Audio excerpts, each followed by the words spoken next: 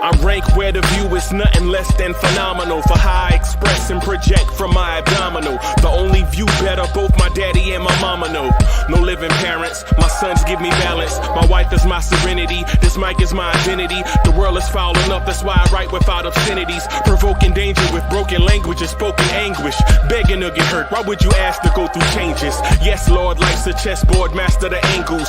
Control the tempo, be the one who holds the info. Acknowledge is just as deadly as machete swings. When spoken, the truth is as potent as that Medellin. While others swear the style is free, I just let it ring. Our time is undervalued, soldiers make us better kings. My fans on my shoulder, reaching after better things. Today I take the shot, for them I'd rather set the screen. My mama told me follow my dreams. My daddy told me get it by any means. Stand tall, make him bow to a king. But I've evolved, you can see the resolve. Look in my eyes when you speaking to God. Life and for those who we caught up in using what I was scarred with the muse. I guess they call it proving I'm more than an artist. Penciling out my darkest while stenciling out a harvest. And storing what gets me from A to B, just like garages. Instrumental with collages. Envision what I've been drawing. Broadway to give you rhythm like the great Lena Horne. So bent on, found comfort in the storm. Find peace and on when you see them others perform. Organized chaos, outcast it like hey ya. Yo! Party people in the place to be. What's good? It's your man's Uncle Freezy. Welcome to the Knicks Morning Drive. Let's go! Let's start this thing off right. You're rocking with the number one chief rock in the Knicks universe, Uncle Freezy. Let's do this thing the right way. Blue tears, orange tears, Blorange tears. Let's go. Let's go. How about we throw your hands in the air and wave them like you just don't care? And if you got some loot and a sick of juicy fruit, somebody say, oh yeah. Oh yeah. Scream. Let's go. Let's go. It's good to see y'all, man. Good to be with y'all, man.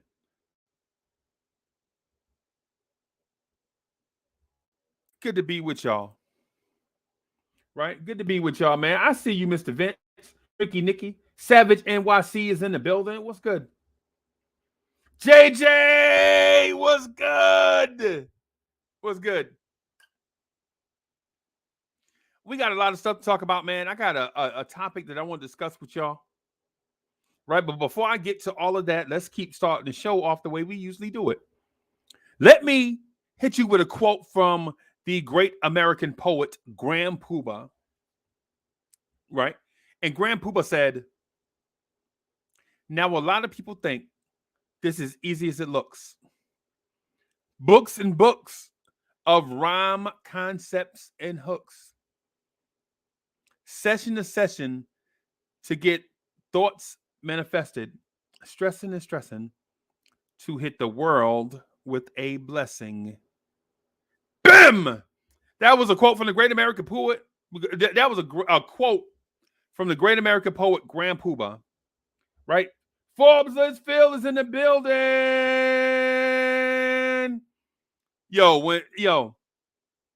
When I'm able to buy a mixing board, when I finally be able to afford a mixer, the first thing I'm going to do when I see Forbes is Phil in the building, I'm going to play the DJ horn.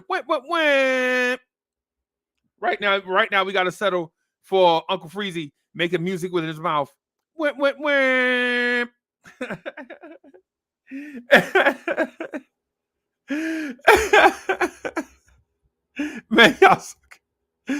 y'all so crazy, man. Y'all wild, man. Y'all are wild, man. Y'all wild. Yeah. Y'all wild, man. Hey, man, I love being here, man, with y'all, man. I love rocking with y'all. The number one chief rock in the morning, the number one chief rock in Knicks universe, Uncle Freezy, coming to you live from Studio G. What's good? What's good? Let me hit you with a... So, All right. So the Knicks lost two heartbreakers over the weekend, right? The Knicks lost two heartbreakers over the weekend. And when we were losing these games over the weekend, the main thing I wanted to do is let everybody know how tough times are not going to last always. Right? Tough times are not going to last always. And so, what I want to do is read a quote by the great American poet, CeeLo Green of Goody Mob. CeeLo Green says, and I quote, "It's such a blessing when my eyes get to see the sunrise. I'm ready to begin another chance to get further away from where I've been, but I'll never forget everything I went through. I appreciate the ish because if I had a went and took the easy way, I wouldn't be the strong brother that I am today. Everything that I did, different things I was told, just ended up being food for my soul." Right? And so as a Knicks fan, what I want you to understand is yo, tough times only make strong people stronger. Right? That's the reason why I read that today. So because if you're a Knicks fan, you don't have to get into that negative thing. Just understand that without the storms, the flowers that you see that have bloomed would not have bloomed. Because flowers need sunshine and rain. And I know as Knicks fans, we feel like we get a disproportionate measure of rain while other franchises get a unfair portion of sunshine. What I'm saying to you is everybody gets a chance under the sun. Everybody gotta get it. You know what I'm talking about. Yep. Everybody gets a little under the sun. And so I want to read that CeeLo Green thing one more time, right? Because what I want to do is brighten up, tighten up where we are, right? Let me see if I can. Okay. This is a quote from the great American poet CeeLo Green of Goody Mob. CeeLo Green says, "It's such a blessing when my eyes get to see the sunrise. I'm ready to begin another chance to get further away from where I've been, but I'll never forget everything I went through. I appreciate the ish because if I had went and took the easy way, I wouldn't be the strong brother that I am today. Everything that I did, different things I was told, just ended up being food for my soul." That is a quote from the great American poet, Grand Poobah. I'm sorry, CeeLo Green. Right? But I will say this. Don't be quick to kick dirt on the grave of the New York Knicks because this story is not over. Right? The story is not over. Right? I know it's easy to be negative right now or remorseful right now or regretful right now. It's easy to be that because sometimes dealing with a an emotion that you can't control puts you in a situation where um what's the word I'm looking for? You know what? I won't even search for that word. What I will say is this: Knicks fan, your day is coming. Your day is coming. Yeah, yo, you see everybody else having their day. You see the Milwaukee Bucks hoist the Larry O'Brien Trophy. You see the Toronto Raptors hoist the Larry O'Brien Trophy. You see the Sixers get James Harden. You see the Nets get Kyrie and Kevin Durant and all this stuff happening around us, and we feel like we can't get out of our own way to be that. Well, you don't want to be that. Crazy Eyes was good. You don't want to be that, right? You don't want to be somebody else or try to enjoy what belongs to somebody else. What you want to be is yourself. You want to be yourself and enjoy that. All right, let me do the tip off. I thought that was the tip off, Uncle Freezy. Uncle Freezy, I thought that was the tip off. Okay, all right. Be patient. It's Monday. Tip off starts with a T. Is it capitalized?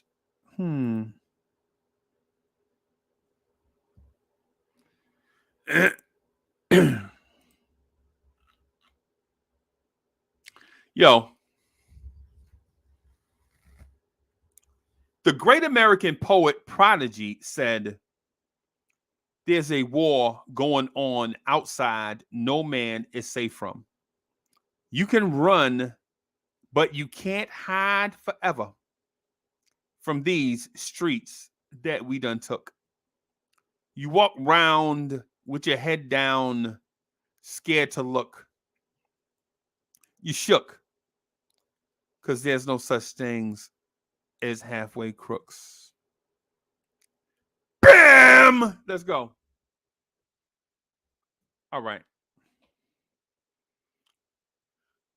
So the title of today's joint is 10 burning questions the Knicks should ask themselves before they do something crazy in the offseason. Right?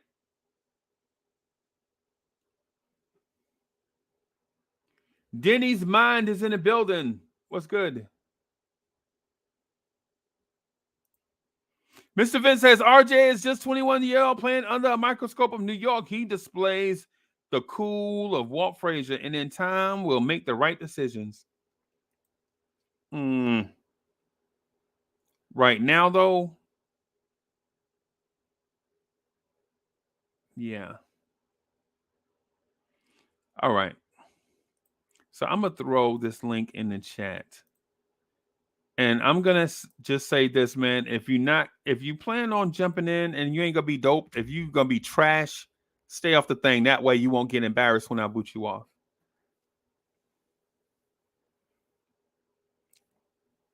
Right? All right. So here's how we'll start. 10 burning questions the Knicks need to ask themselves before they do something reckless in the offseason. Question number 1 that I'm asking you, the viewer.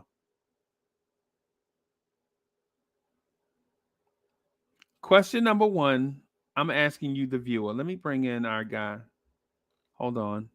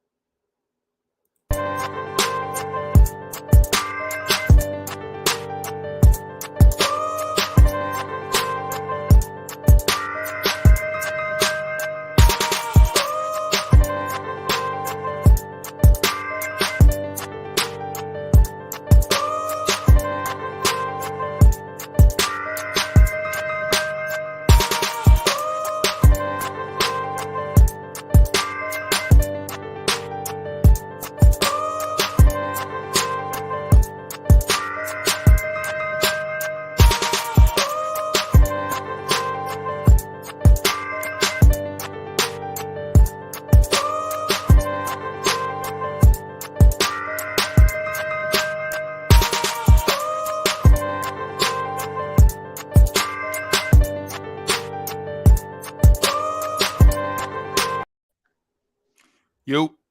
Hola, ¿cómo estás, señor Fizzy? Hey, what's good, boss? Oh, muy bien, muy bien. Cool. All right. Hey, so the topic of today's joint is 10 burning questions the Knicks should ask themselves before they advance down this road of making major mistakes. I'm with it. All right. I can't wait. All right. So here is a question that I have for the chat. So chat, this question is for you, okay? This question is for you.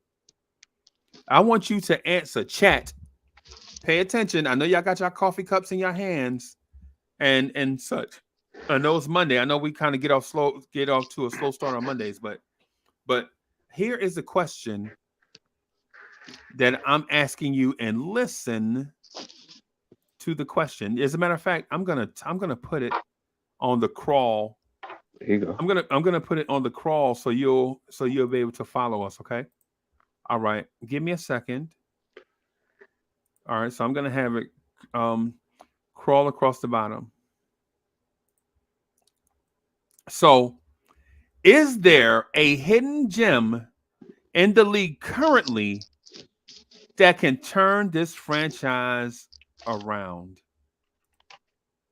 Right? So, chat, I'm asking you this. And I'm ready to expound on this because we've done things a certain way for so long that our expectation is to keep doing things the same way.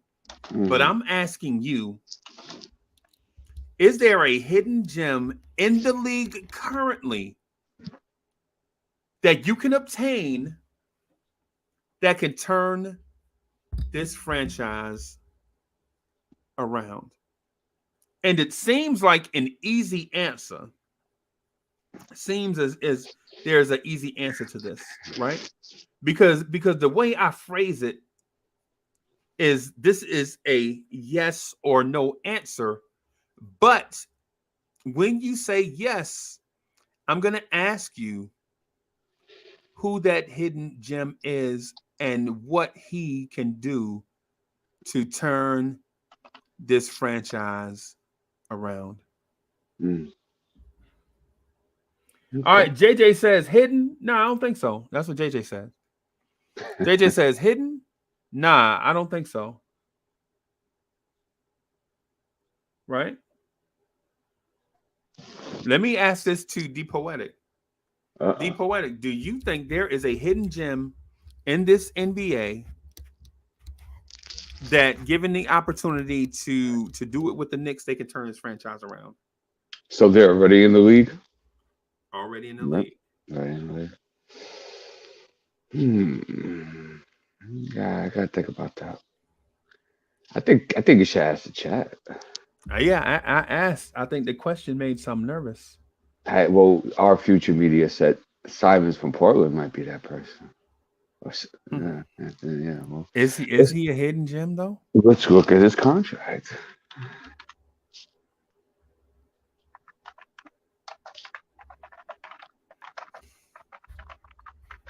And Chad, I understand that this question is a complicated question, right?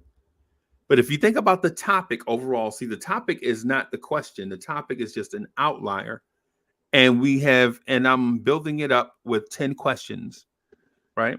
Yeah, JJ says he's not hidden anymore, and I agree. Yeah. So let's just say if we wanted to pursue him, right? Next year he has a qualifying offer of 5.8. But he's also eligible for his rookie extension at 5 years, $173 million. Yep. So the question is, if we do decide to pursue him, do we pay him all that damn money because he ain't signed that qualifying offer? Right. Is he worth $36 million per? $37 million per? That is one question. The other question, because we understand the hidden gem part, but the second part of the question is turn this franchise around. So even if you go get him, Can he do the heavy lifting that takes this franchise from a 38% win percentage over such and such amount of years to a 62 win percentage? Can he do that? Can he turn this team into a 49-50 win team just with his presence? I think the interesting thing about him is that we've never seen him in that situation to do so. So we would have to find out on the fly. Is he capable of it? Sure. But is he going to be able? Because we've seen how pressure breaks pipes. Yes. And guys start getting money and stuff like that. And there's certain expectations that come with that. And guys have a habit of crumbling under the spotlight. Especially in New York City. So I guess the question will be asked if you head towards Simons is that, do you think that he's made of the stuff that will have him propel under the immense pressure, expectations, and spotlight of New York City? Will he be able to do it in New York? And on a real note, I don't think Portland's getting. They want him. I think they're going to ship Lillard in the offseason. There's no point in keeping him, seeing how that roster's constructed and the direction they're going. But if we want to play, fantasy for me, we could do that. So Punch Nice says I'm wrong again. What? Freezy wrong again. I don't know what you wrong about. Just can't coach a biddy league team. Yeah, I asked the question. I don't know. I don't know what I'm wrong about this time. So yeah. I think it may have to do with Tiz or something. No, I ain't even. I just asked a question. Talk about after the Simons Tiz. Yeah. Yeah, and our future, we are definitely aware that Portland's in rebuild mode, and Simons is a big part of that rebuild. Right. And definitely aware of that. We're just playing around this morning, just looking at different options and see what that would be. Because the question would be, would you pay him all that money that Portland's about to pay him? Because he's not taking that qualifying offer. Yeah, and so the thing is he a hidden gem, and can he turn his franchise around? So is there a hidden gem in this league that the Knicks can acquire that can turn this thing around? Okay. Right. Okay. Yeah, we'll stick to that. That's good. Yeah. Ricardo Torres, what's good?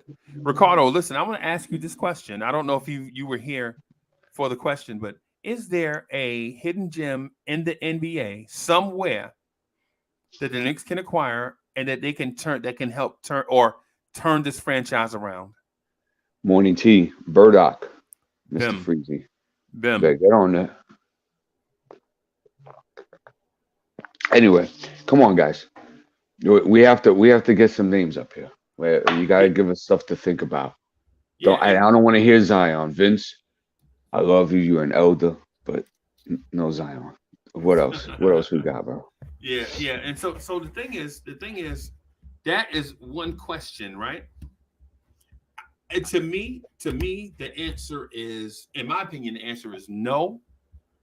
There is no hidden gem in this league that the Knicks can acquire that can turn this franchise around. Right? And it's because I have a belief, right? A superstition. Post Denny's mind comment real quick so we can go back to it. JJ said, you got my mind working for easy, but I can't think of one. Yep. That may be the point. That is the challenge. Adele Chapman, is Donovan Mitchell a hidden gem? Yeah, right. He's making $40 million almost. Yeah. Back to Markelle. Here's the thing. Markelle Fultz played. It's funny. I was just looking at him. Markelle Fultz plays. He's played 6 games this season. Yeah. Okay. And of course, he's getting a sweet 16.5 this year. 6 games. So shout out to him and his agent. Yeah. Right. And then next year he's making 16.5. Then the next year he's making 17, which is not bad. But the issue is that can he stay healthy? Right. And does he apply to the question at hand? Hidden gem. And can he bring us here to there? Right. Yeah. That is definitely the question. And the reason why this question is asked is because we've sat through years and years of smart guys trying to turn this thing around, having a plan, and their plan eventually dissolves. Right? Everybody that's come in, the Knicks have not won 60 games since.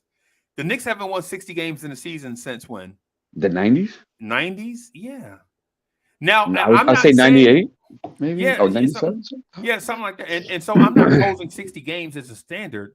I know winning 60 games is exceptional. Yeah, I understand that's an elite team, right? Yeah, I understand that, right? But so is 60 losses. So is 60 losses. You have to be absolute hot dog water to lose 60 games in a season. Okay?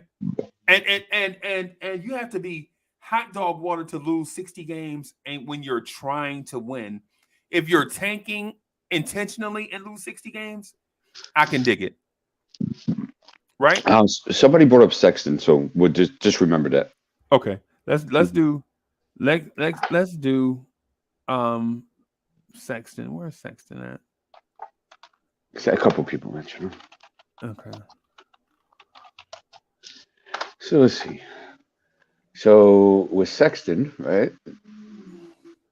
He's up for a qualifying of 8.6, which also with the rookie extension eligibility as well.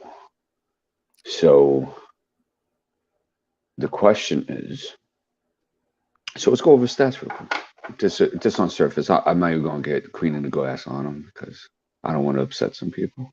Okay. Okay. Because you start shining that truth, and all of a sudden,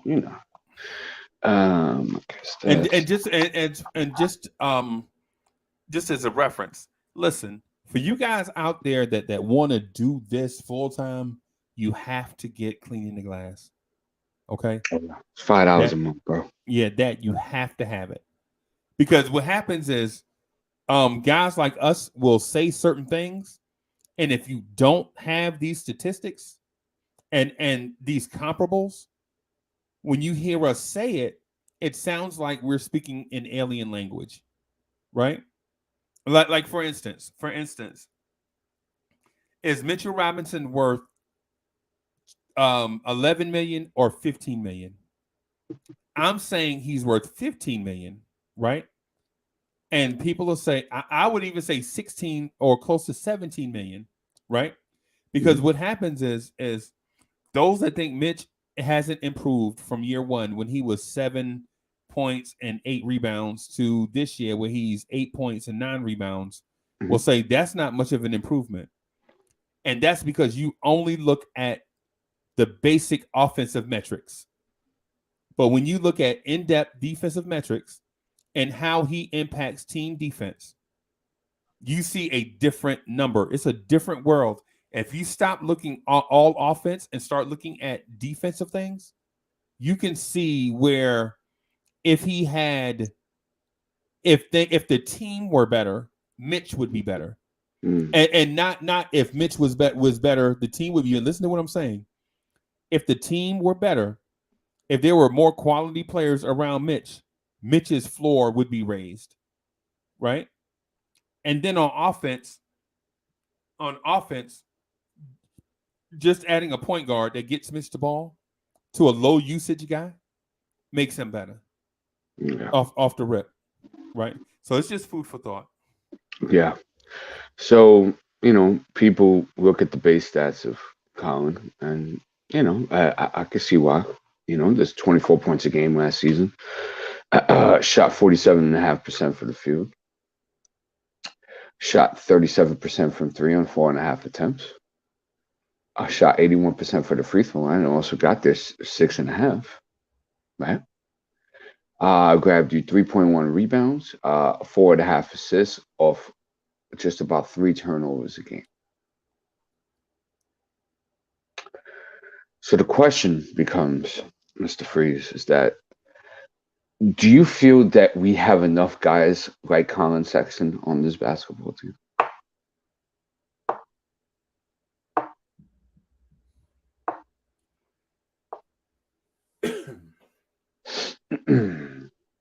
I only ask because what are we in dire need of? What is the most dire? Well, of course, but I mean, like, as far as the prototype of that talent, what is the position that we most direly need out there? I don't think he plays that position though. Exactly. Yeah, I don't think he. I can't see Colin Sexton as a full-time point guard. No, he want to jack the ball up. He shot 17 shots a game, man. Yeah. And so I'm not trying to dodge a question. My bad. 18.5. My fault. Yeah. Well, geez, man. Yeah. So I'm not trying to dodge a question because it's a legit question. My only deal is, and the context was Colin Sexton. I don't think he is. If we had a 2 guard that was a facilitator more than a scorer, but bro, listen, Colin Sexton and RJ Barrett on the floor at the same time, that is 35 shots a game between those two, basically. Good point. Yeah, 34, 35. And then you add Julius Randle. Oh man. Okay, so here's the bright side, right? He was injured throughout the season. Right. He's never been a part of a winning culture, and when the winning culture started, he happened not to be there throughout the whole season. Right. So can I pitch to him, right, that we'll sign you for your qualifying offer, and we'll see where it goes from there. Because although you are right about the shot distribution, and maybe not everybody getting the sugar, right? Maybe I won't have to see so much Alec Burke and Evan Fournier next year. Right. I agree. I would love to include them in the Colin Sexton trade. And I mean, he'll only be 8 something. Yeah. And then if we don't like what we see and we feel we have to ship him, we have to trade a deadline. We have, Right. Or let him walk. Yeah, he's only 8 million. Yeah. How about this one? I got one better, right? Why don't we just lose the rest of the games and have a good chance of getting a good talent that can move the needle for us in that 5, 6, 7 position? How about that? Right. And then we can kill ourselves all this agony of trying to go through the garbage, right? And go through these landfills, right? Of finding these hidden gems and having to work out these contracts and keep guys for a half a year or have to sign them high because that's what they want and all this nonsense when we could just sign somebody on a rookie contract and have it for the next 4 years. Right. I could see that. I could see that. Jay Boogie, what's good? What's up, Jay? I would say, I want to say this to the question. So the question is there a hidden gem in the league right now that can take this franchise to the promised land? Right? Is there a hidden gem in this league right now that we can acquire that can take this team to the promised land? Because ultimately, seeing the promised land is not good enough. Ultimately, hearing about the promised land to a Knicks fan is not good enough.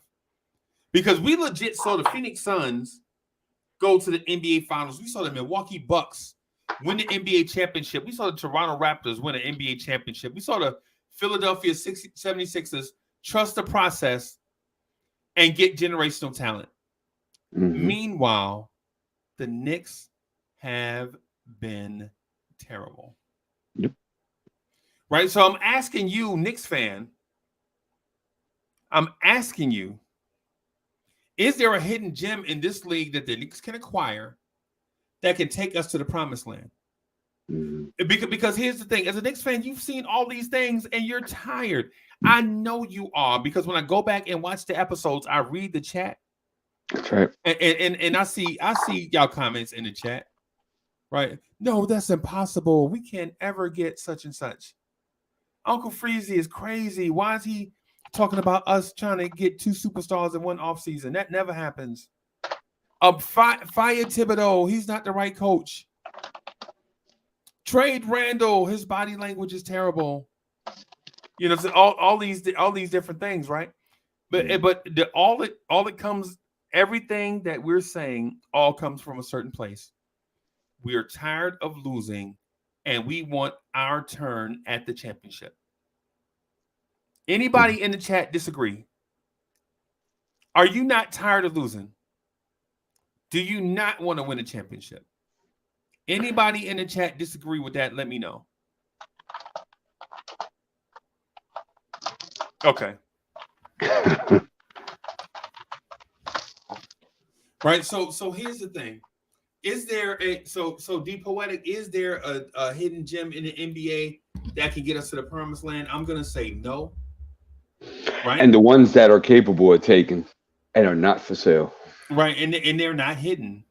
Because their talent is so overwhelming that they're on the radar of everybody, including their own team, who won't let them get away because they know how hard it is to find greatness, great talent. And they don't let talent walk out of the door. That's why these teams are successful.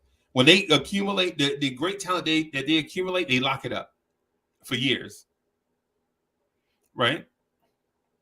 Mm-hmm. Here is I'm gonna add another question. I want to ask you guys another question. I'm gonna put it on the snail, okay? I'm gonna put it on the crawl. And this is the reason why I believe that the Knicks can't find a hidden gem or a franchise player. Where is it? There it is. Are the Knicks cursed?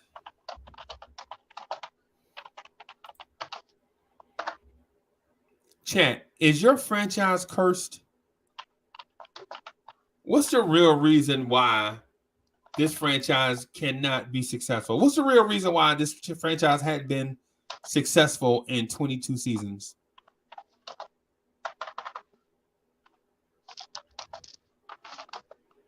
I know y'all can't wait to hear my take on this. I know y'all are waiting with bated breath on this one.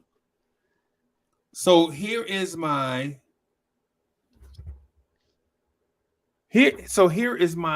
thoughts on if the Knicks are cursed or not.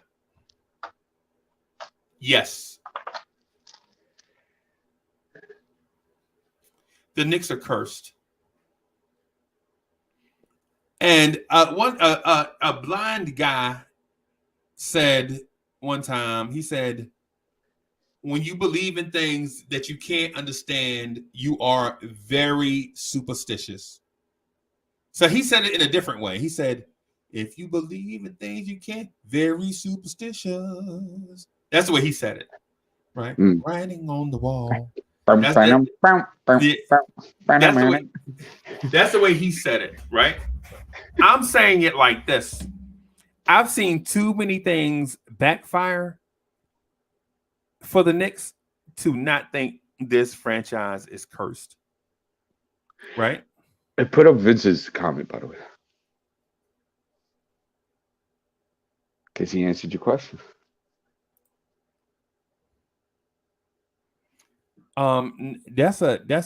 It's definitely an answer.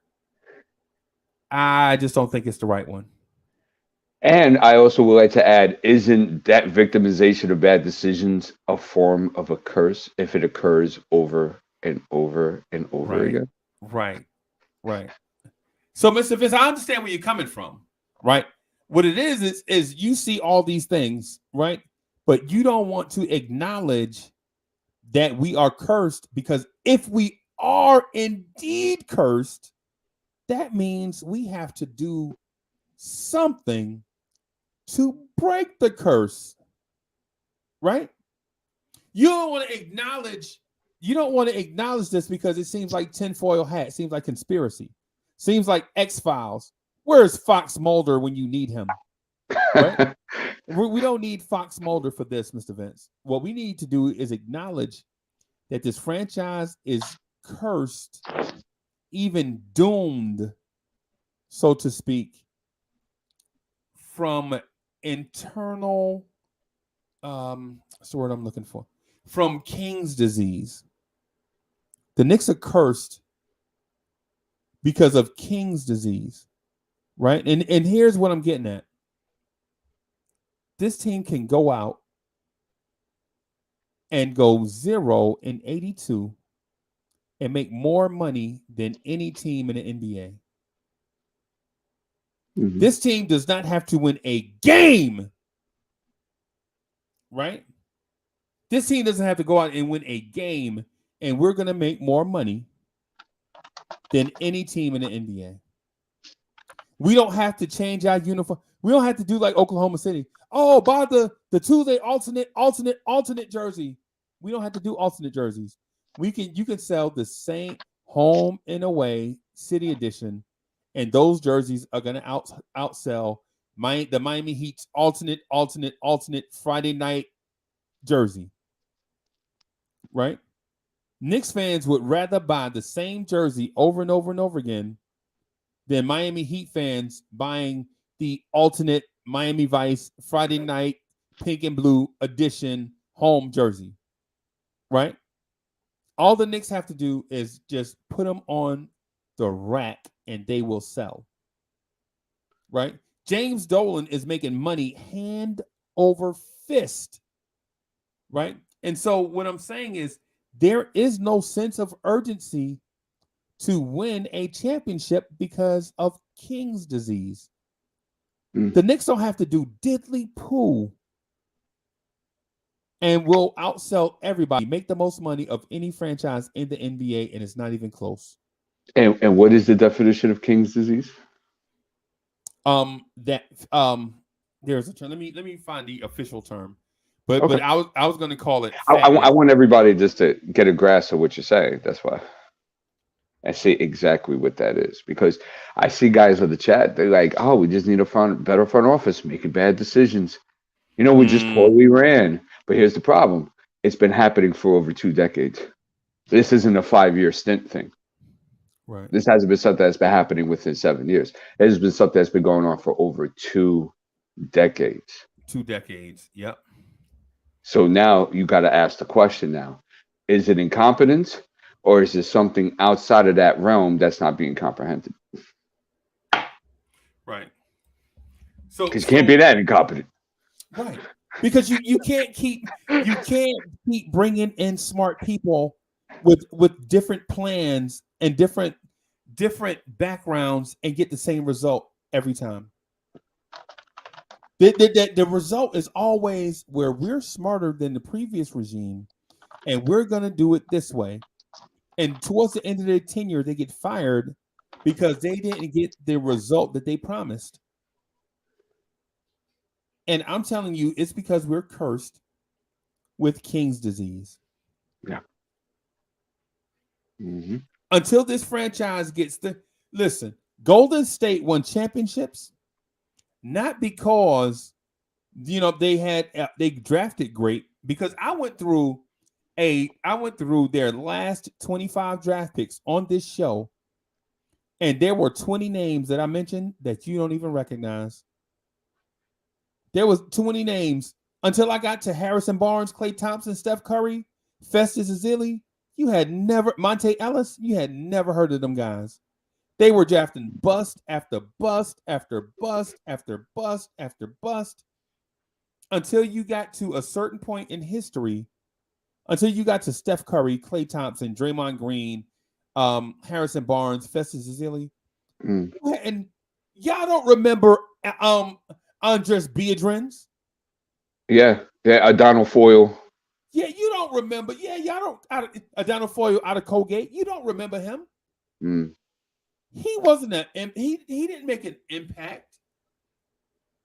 So let me ask you a question, Freezy, right? Because that's a great example.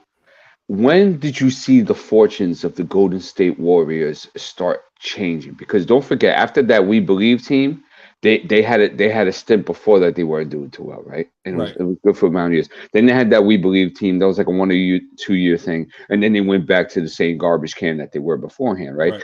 Right. What was the difference? What Let changed? me start the very beginning of that. Okay. All right. So I started because I know where you're going, but just let me build up to that first. Of course, of course. All right.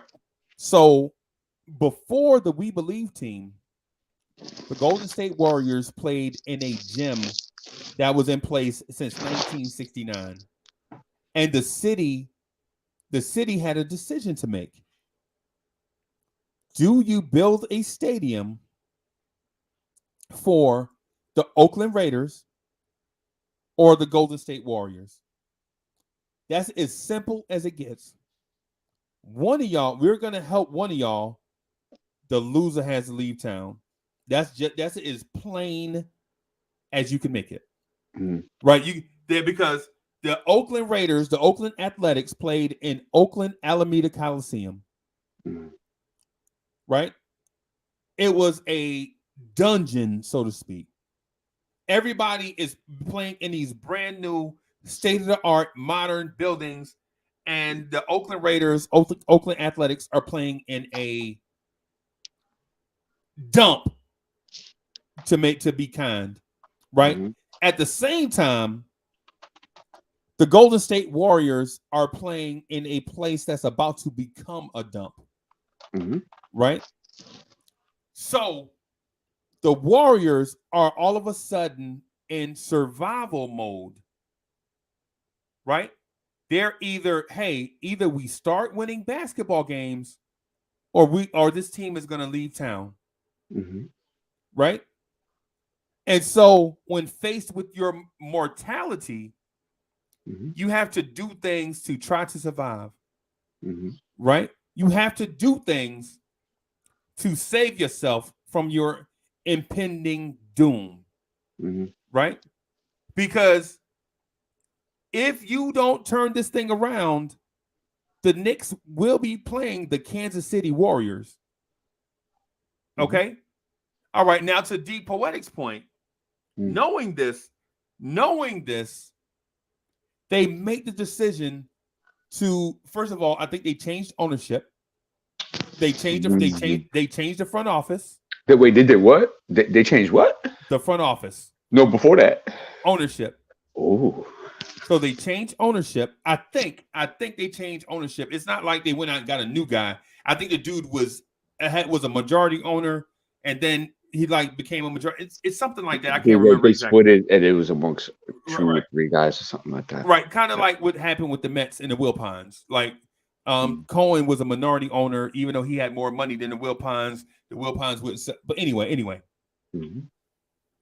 So the Golden State Warriors had to make a change for their mortality. They were like, basically, if things don't change, either they move or they shut down. Basically, in a nutshell, right? They were faced with their impending doom. Mm. And so they started drafting smarter. Mm. They were like, okay, what is this thing analytics y'all keep talking about? Right? What is this? What do you mean we don't have to draft the best athletes? We can draft the dudes that's the most productive on a stat sheet. What does that mean? Mm. What does analytics mean? So you're saying that instead of drafting DeMar DeRozan, we should draft Steph Curry? This doesn't make sense, but DeMar DeRozan has a 44-inch vertical. He's fast. He went to USC. That's a big school. Mm. He plays in the Pac-10 right here. We get to see him. Mm. No, draft this average athlete. GI's asking for the link. Okay. Yeah. Draft this average athlete that can shoot the three and do more things on the stat sheet and impact winning. Mm-hmm. And then that way, when we bring him along, not only is he going to get better, but he makes others better as well. Mm-hmm. But no, we don't want to do that. We want to. This dude, DeMar DeRozan, looks like Kobe Bryant. Okay. Draft this average guy. Let's just start making smarter draft decisions. Everybody we draft doesn't have to have a 50-inch vertical and run the 40 in 4.2 seconds. Everybody doesn't have to have a dunk package. Right? That's what Golden State looked to do.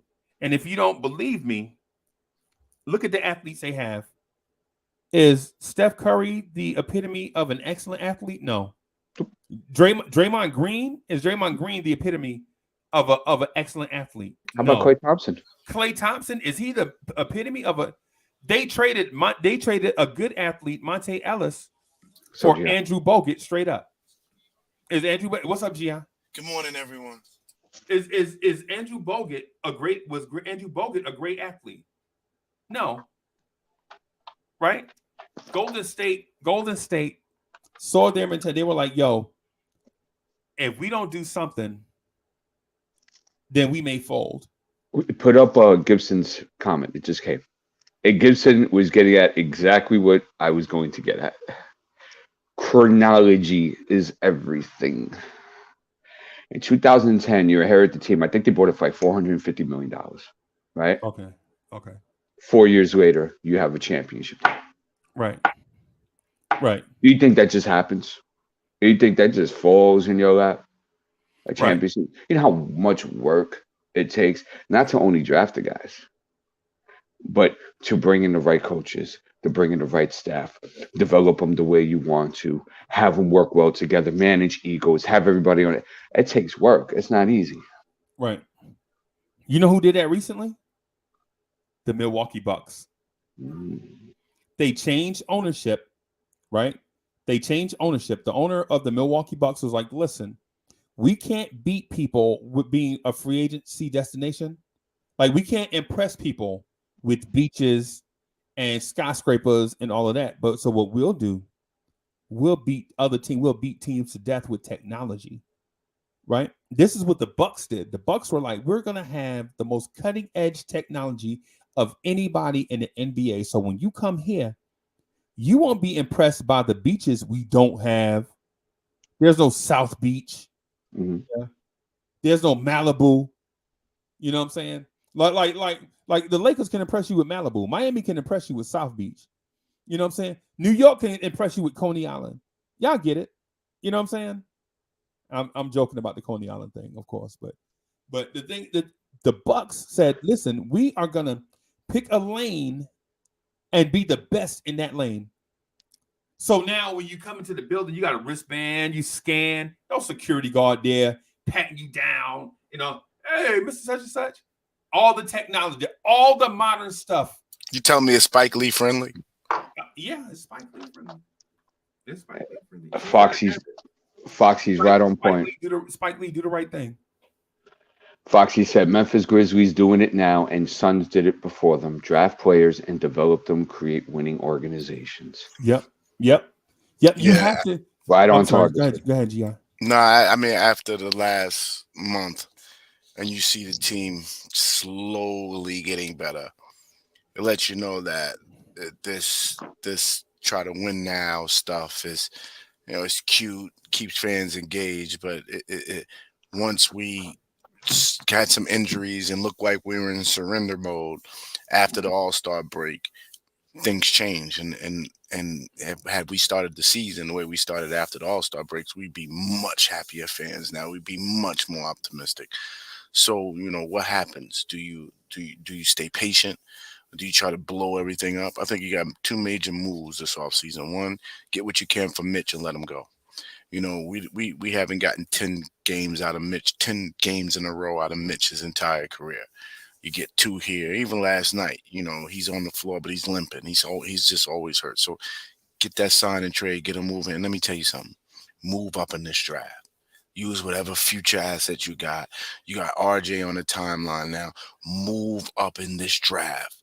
get that athletic wing, get younger, get more athletic, move up in this draft, and then let's see what we got. But I don't see how you just fired Tibbs. I know he's not a development coach, but I don't. My fear with the Knicks is karma. Just like I had with the Cowboys. Now I found out Jerry Jones has got a love child out there, 20-something-year-old love child that started right in the 90s. Go figure. You can't live any way you want to live and think that your assets are going to progress. No, karma is a real thing. I think the Knicks and the Cowboys have serious karma. But I'm sorry for that shameless Cowboy plug this morning. How about them Cowboys? Anyway, let me bring. I want to bring it. First of all, hey, so this Foxy in the chat is Stephen Fox. I have no idea. Or is it another Foxy? I don't. It can't be. It can't be Stephen Fox because he rocks out Stephen Fox. That's Stephen. Yeah, Right. that's what I thought. So I saw Foxy. Yeah. I didn't know which was which. Okay. I mean, I didn't know. Either way. So shout out to Foxy, whatever, But my point was, the point I was getting at is the Knicks are cursed, and the name of their curse is King's disease, right?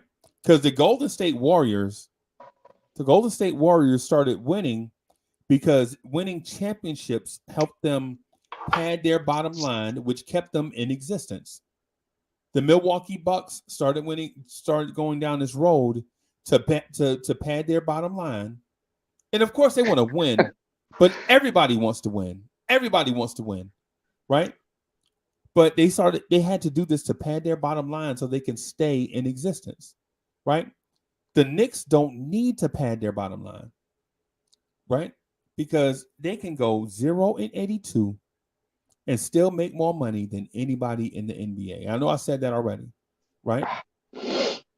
And for those that don't believe this to be true, think about the desperation of a Knicks front office, right? Over the years. You don't see a level of desperation in the moves that they make, right? You don't see that level of desperation, right? All you see is dudes that say they're connected and they're smarter than everybody else. And so the moves that they make are going to be the best moves because they are who they are. That's just what it's been. That's what it is right now. Worldwide West is in the Knicks front office, and he'll go out and get a superstar because they know it's Worldwide West. All he got to do is talk to him. Leon Rose is a super agent. So Leon Rose has connections all over the world. How's that panned out so far?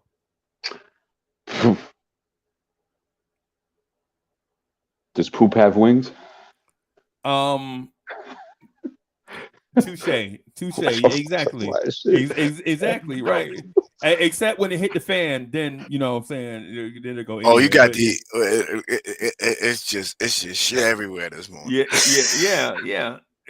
And so when I say GI, when I mentioned that the Knicks are cursed with King's disease, I don't mean that they've won so many championships that they stopped trying. Right? What I'm saying is the goal of winning championships is not as important as making money. Yep. That's what I'm saying. And the fact that they've made this money for so long, they're in first place without a threat of being caught, makes them like, we can just throw anybody out there. The garden will still be packed. That's right. We'll still sell out. We have our own cable contract. People will tune in. Yep. Them people on YouTube will continue to make Knicks videos about us. They'll keep us relevant. You know what I'm saying? Knicks PR will spend anything. And we got the best PR department in the game in professional sports. We can easily say that we robbed the Pistons in a Derrick Rose trade and blah blah blah. Whatever it is, Knicks PR is the GOAT, right? So we don't even have to win a championship. All we have to do is exist. And people will still keep us relevant. 10 games, 15 games, 20 games, 25 games. It don't matter. They're still going to show up. Money's still going to be made. And nobody cares about a good, viable basketball product. Right.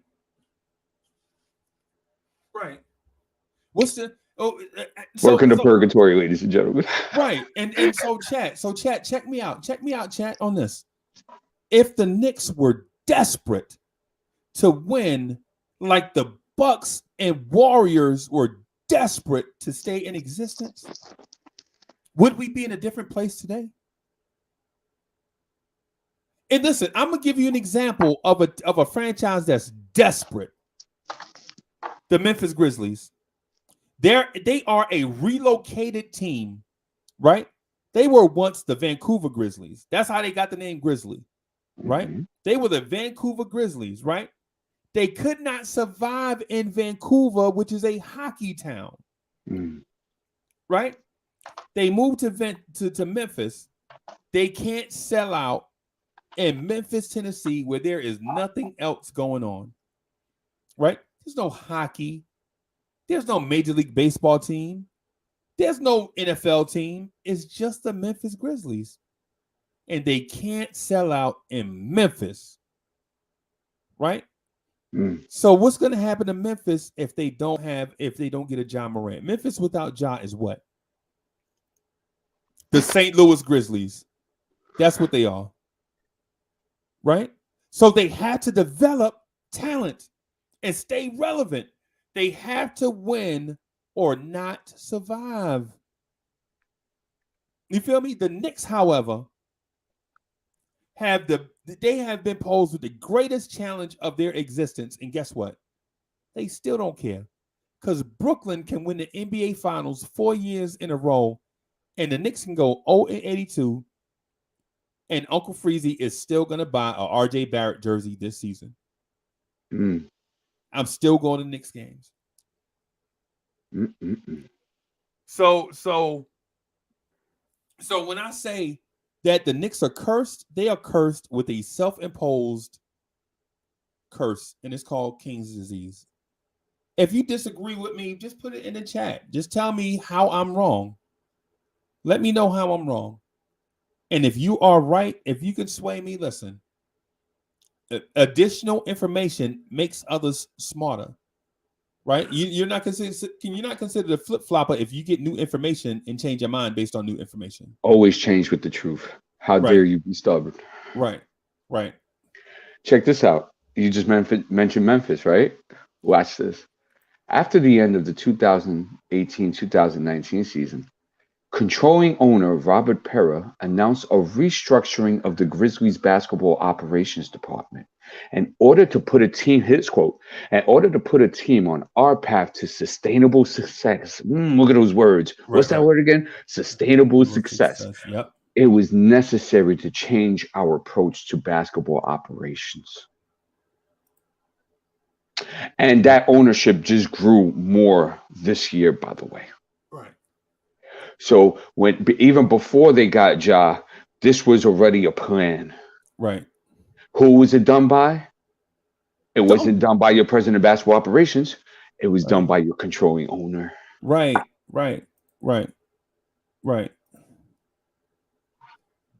Hey, so Quiet Money says, and shout out to Quiet Money. Quiet Money says, what Freezy is saying is the pure, unadulterated truth, and the reason the landscape is the way it is. Right? I just clicked on Quiet Money. I didn't know that's what he was going to say, but I appreciate that, Quiet Money. Yeah, y'all know I click on random comments because I don't just pick and choose which, if you know what I'm saying, whichever show up on the screen is because I just pick a random one. You know what I'm saying? Not sending a two things I want to quote real quick. So Quiet Money says, I'm slowly losing my love for the game of basketball. Then I advise you to watch good elite teams and they can bring back that love and passion because they play some beautiful basketball. 1. 2, our future media says it's true. If the Knicks were getting non-sellouts and half arenas, I bet Dylan will be gone and someone else will be in there. Our future, exactly. You have to understand something about the system we live in. This is all aspects of it. If it's not for us, they don't have a system. Right. When they put our butts to the seat, when we buy their merchandise, when we go to the concession stands, right? When we sell out for the season, when we tune into all their Knicks stuff and buy MSG and get all this stuff, right? That's us. paying for their stuff. And a perfect evidence of that was when it was the pandemic, and they couldn't wait for people's butts to get back in the seat. They're like, yeah, man, pass that vaccine mandate thing. Do whatever you got to do. We got to get these people back in here because the owners were crying and whining during that season and saying how much money they were losing. So if you think we're not the key to their financial stability, you better look in the mirror and think again. Right. And D, here's the other thing too that people don't notice. When you buy a regular seat, you get bombarded with concession stands. Like when you go to get NBA games, whether it's New York, Charlotte, Atlanta, DC, Miami, Orlando, Philly, you get bombarded with sales pitches, right? Like for instance, when I buy tickets to go see the Sixers or the Wizards. Now I'm not talking about going to see them. I'm talking about when the Knicks are in town. So I get called from a sales rep. They're like, "Hey, Uncle Freezy, how you doing? This is Cheryl from such and such and such stadium, right? We noticed that you bought 4 tickets to the Knicks Sixers game. Would you be interested in buying the additional tickets to the other Knicks Sixers game in such and such month in the same spot?" And so this is the voicemail they leave. I'll call her back and be like, "How much are those tickets that you mentioned?" "Well, the tickets usually retail at such and such and such. But if you bring 2 additional people, we'll cut you such and such discount. And so you'll get six tickets for such and such. And we may be able to upgrade you, but we don't know what the upgrade will be until the date gets closer." Right? So not only are you paying, for instance, not only are you paying $1,800 a piece for a ticket, say in the Garden, right? They want you to bring more people so that they can maybe upgrade you to a corner suite that seats 8, right? And so instead of you paying $1,800 a piece for such and such tickets, they'll say, "Listen, you bring 2 additional people, and you can get the whole suite to yourself for $5,000." Right? And so this is the game that goes on between people that buy tickets and such. You know what I'm saying? In the Garden. This is why Dolan is not desperate to put a winner together. Does he really want to win? Yes. But there is a difference between really wanting to eat and starving. Right? Really wanting to eat means I can get up out of this chair and go in the kitchen and grab me some sliced cucumbers. Right? If I really want to eat, right? If I'm really want. But starving means when I go in the kitchen, there's nothing in there. And there's nowhere for me to find this food. Yeah. You know what I'm saying? And go now to Bad Mojo. Sorry. Okay. All right. Bad Mojo. I don't see what Bad Mojo. I hate to cut you off. It's just that I don't want it to go too far, and we can't get them. Okay.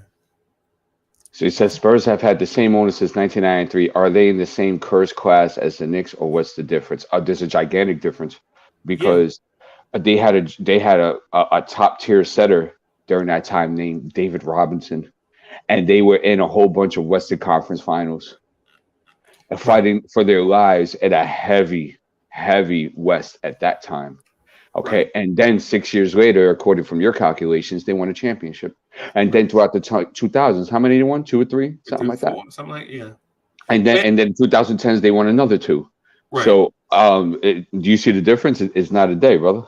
Right, and so there is a date of demarcation, right? So here's the thing: in 1993, they played in the worst gym in the NBA. Remember, they played in a cattle ranching place, like they used to have like a bullfight. It was something weird. For real?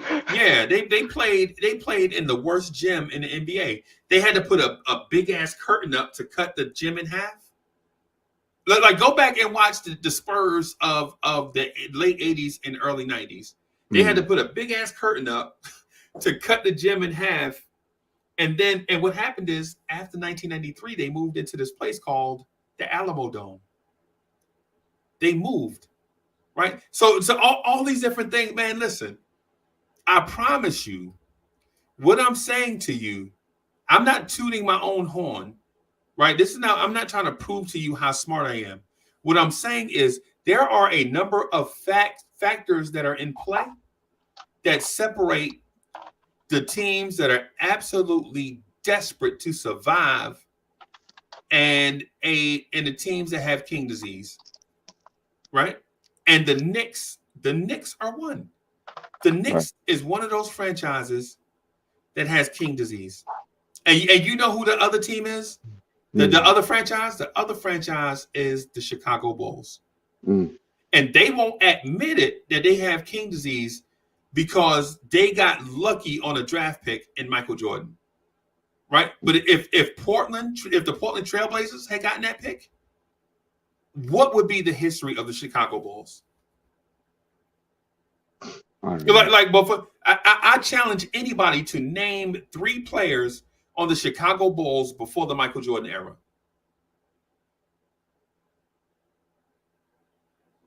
I mean, I could name 3 scrubs, but it would. Right. Yeah. I mean, we can name dudes that were washed up like George Gervin, Artis Gilmore. You know what I'm saying? But nobody. Yo, when I say all-time great Bob Love, you don't know who Bob Love is. When I say all-time great Jerry Sloan, people are like, I remember that name. I can't quite put my finger on where I heard that name Jerry Sloan from before. Yes, the coach of the Utah Jazz, that Jerry Sloan. Right? Right? But before Michael Jordan, even after Michael Jordan, they had runs just like the Knicks. But they didn't have sustained excellence. Right? The reason why they got Derrick Rose in the draft is because they earned the number 1 pick. The reason why they drafted LaMarcus Aldridge and then, of course, traded them because they're stupid. But the reason why they got the LaMarcus Aldridge pick is because they earned it. The reason why they got Joakim Noah so early is because they earned it. The reason why they got Elton Brand, Eddie Curry, Tyson Chandler, Marcus Fizer, Jay Williams is because they earned it. They earned it, man. And even after Tibbs, before Zach LaVine, right? They were earning these picks, man. They were garbage. But they're not even now, Chicago is not thirsty to win. They're not desperate to win. They know they have a statue of the greatest player of all time outside the arena. You know what I'm saying? They're not desperate because basketball is it in Chicago. You know what's funny, Freezy? I'm reading this chat, right? And they keep on with these excuses. And it's like, how many times have we had good drafting position and we pick up a guy like Jordan Hill? Yeah. Frederick Weiss. Yeah. You know, Channing Frye. Yeah. Walter McCarty. Yeah, Dante Jones. You see, and it's like, when y'all say these things, you know what y'all tell me, and I'm not trying to be disrespectful. I'm just being honest with y'all. Y'all don't know how this works because there's only 60 players in the draft out of 1,000 players that have potential to make it, out of the hundreds of thousands that want to make it, and like Freezy said, out of the millions that are just dreaming to do it. Let's go. Talk to him. Right. And you're going to tell me that we're incapable for 20-something years? Oh, my bad, 30 or 40-something years of not finding talent within 60 guys? Right. Karma's kicking our tail. Right. Hey, I'm bringing in Sam real quick. It's my guy.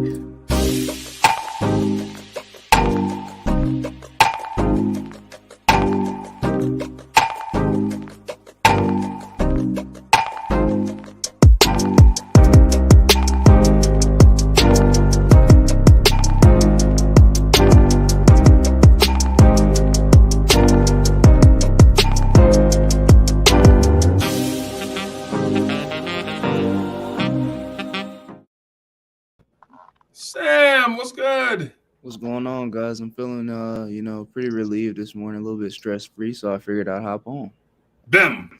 Is it because you almost pulled out a win and would have messed up your Oh draft? So no, you're oh no, closer to. no. See, Gi, I'm a Memphis fan, so my team finally made the tourney. So that's what I'm excited about. The Knicks, I've already cashed the cow on that. It's already over with. We're in that off season mode. Penny Hardaway coming through this year? I hope so. Hey, so I have another question to ask y'all. So the topic of the show is 10 burning questions the Knicks need to answer before they set the franchise ablaze. Right? And here's my next question, man. Will tanking solve the Knicks' historically bad personnel moves? I think this question is full disclosure, this is a trick question. Will tanking solve the Knicks' historically bad personnel moves? Well, first of all, we tanked too late. It's too late. This is not a tank. There's teams that are out of the playoffs. They are out of the play. Can't make the playoffs if they won the rest of the games. Right. We're not one of those teams. So we technically haven't tanked. What we have is we've dysfunctioned our way into a position where we could potentially get a top 10 draft class. I'm gonna be honest. I'm holding out faith in the NBA that one day they're gonna take care of the Knicks. I keep having it every year, but those ping pong balls, remember, they're not based upon the records anymore. So this is supposed to be a year a team like the Knicks gets rewarded because we tried our damnedest to win, and it failed. So we're supposed to be able to get the benefits of some ping pong balls, some more balls in the air that gives us a chance. But it ain't just the position. Pause. Pause. I don't know what I said, but I trust you. I trust your judgment. Your pause, judgment free. But what's most important though is just getting the draft position ain't enough for New York Knicks where we get the right player. But I want us just to get as high as possible because listen, we didn't totally mess up with RJ, right? And that's because the 2 picks before us were determined. RJ was the highest guy on the board at 3. So I need more situations like that where I can kind of guarantee, or it'd be very hard to mess it up. Yeah. And I want to do this. I've been wanting to do this for a long time, but I think it's time. Let's go. People have short memories. Let's go. Let's go. And maybe gotta go into the archives, and find this stuff out, right? I'll be nice though, because I'm a nice guy. I'll start from 1999. Okay. You want me to go further? Okay. You couldn't start from when I was born in 2000. You got to go before I was alive. Yeah, but just before you were born, young sir. 99 was when I said, "Okay, all right, yeah, we back, baby." Look, what happened in 1999? It was a lockout shortened season, and what did we do? The championship. We would only right. I remember Dikembe Mutombo. I was like, wow, the Denver Nuggets from the 8th seed. Man, this is unheard of. No one. This never happens for the Knicks. And then in '99, it happened for the Knicks. We could only go up from there, right? We missed out. We got Frederick Weiss. I don't want to hear we're not in position for things. Oh gosh. We got Frederick Weiss. And guess who was the next pick after him? Ron Artest from St. John's. He played literally 2 years right next to the Garden. Not too far away because St. John's ain't that far away from the Garden. Okay. And more important than that, stick right there. Ron Artest had a summer to where he took New York City playgrounds over. Good point. Yeah, he was at the Rucker. That's right. To the Rucker. They called the limo for him. He came out. They was like, "This is this kid," because he was a late bloomer. He wasn't one of your eighth graders. Nobody knew about Ron until he hit the high school, and he took the summer over. So the Knicks should have been like, "Yo, who is this guy taking over street culture? New York hip hop is at its highest. All the artists love Ron. Ron, they were stuffing money in his pocket. He had to get somebody in the middle to push it back. Stop messing. You're gonna mess up this boy's career, and he's going to St. John's. They're gonna know all this. Leave him alone, Mousy. Leave him alone. Rucker Park. We don't bring him to New York." And then the 15th pick of the 1999 draft, the Knicks select Frederick Weiss from, I don't know, some European country, whatever, right? We also missed out on Andrei Kirilenko that year as well. Kirilenko was very productive in there. But he had who else we missed out on? No, but when he was out there, listen. I would have taken him for a couple of seasons over Frederick Weiss. Okay, so this is right. And we also missed out on Manu Ginobili. Oh man. Yeah. Okay. I'll continue. Right. Let me see. 2000. Okay. We took. Hey, this is a good one. With the 22nd pick, we took Donnell Harvey. Out of Florida. Very good. Undersized power forward. Yeah, that can could somebody jump. explain to me who that is? He was an undersized power forward that can jump. He was a dunk guy that could run real fast. Gotcha. So he's a bum. Okay.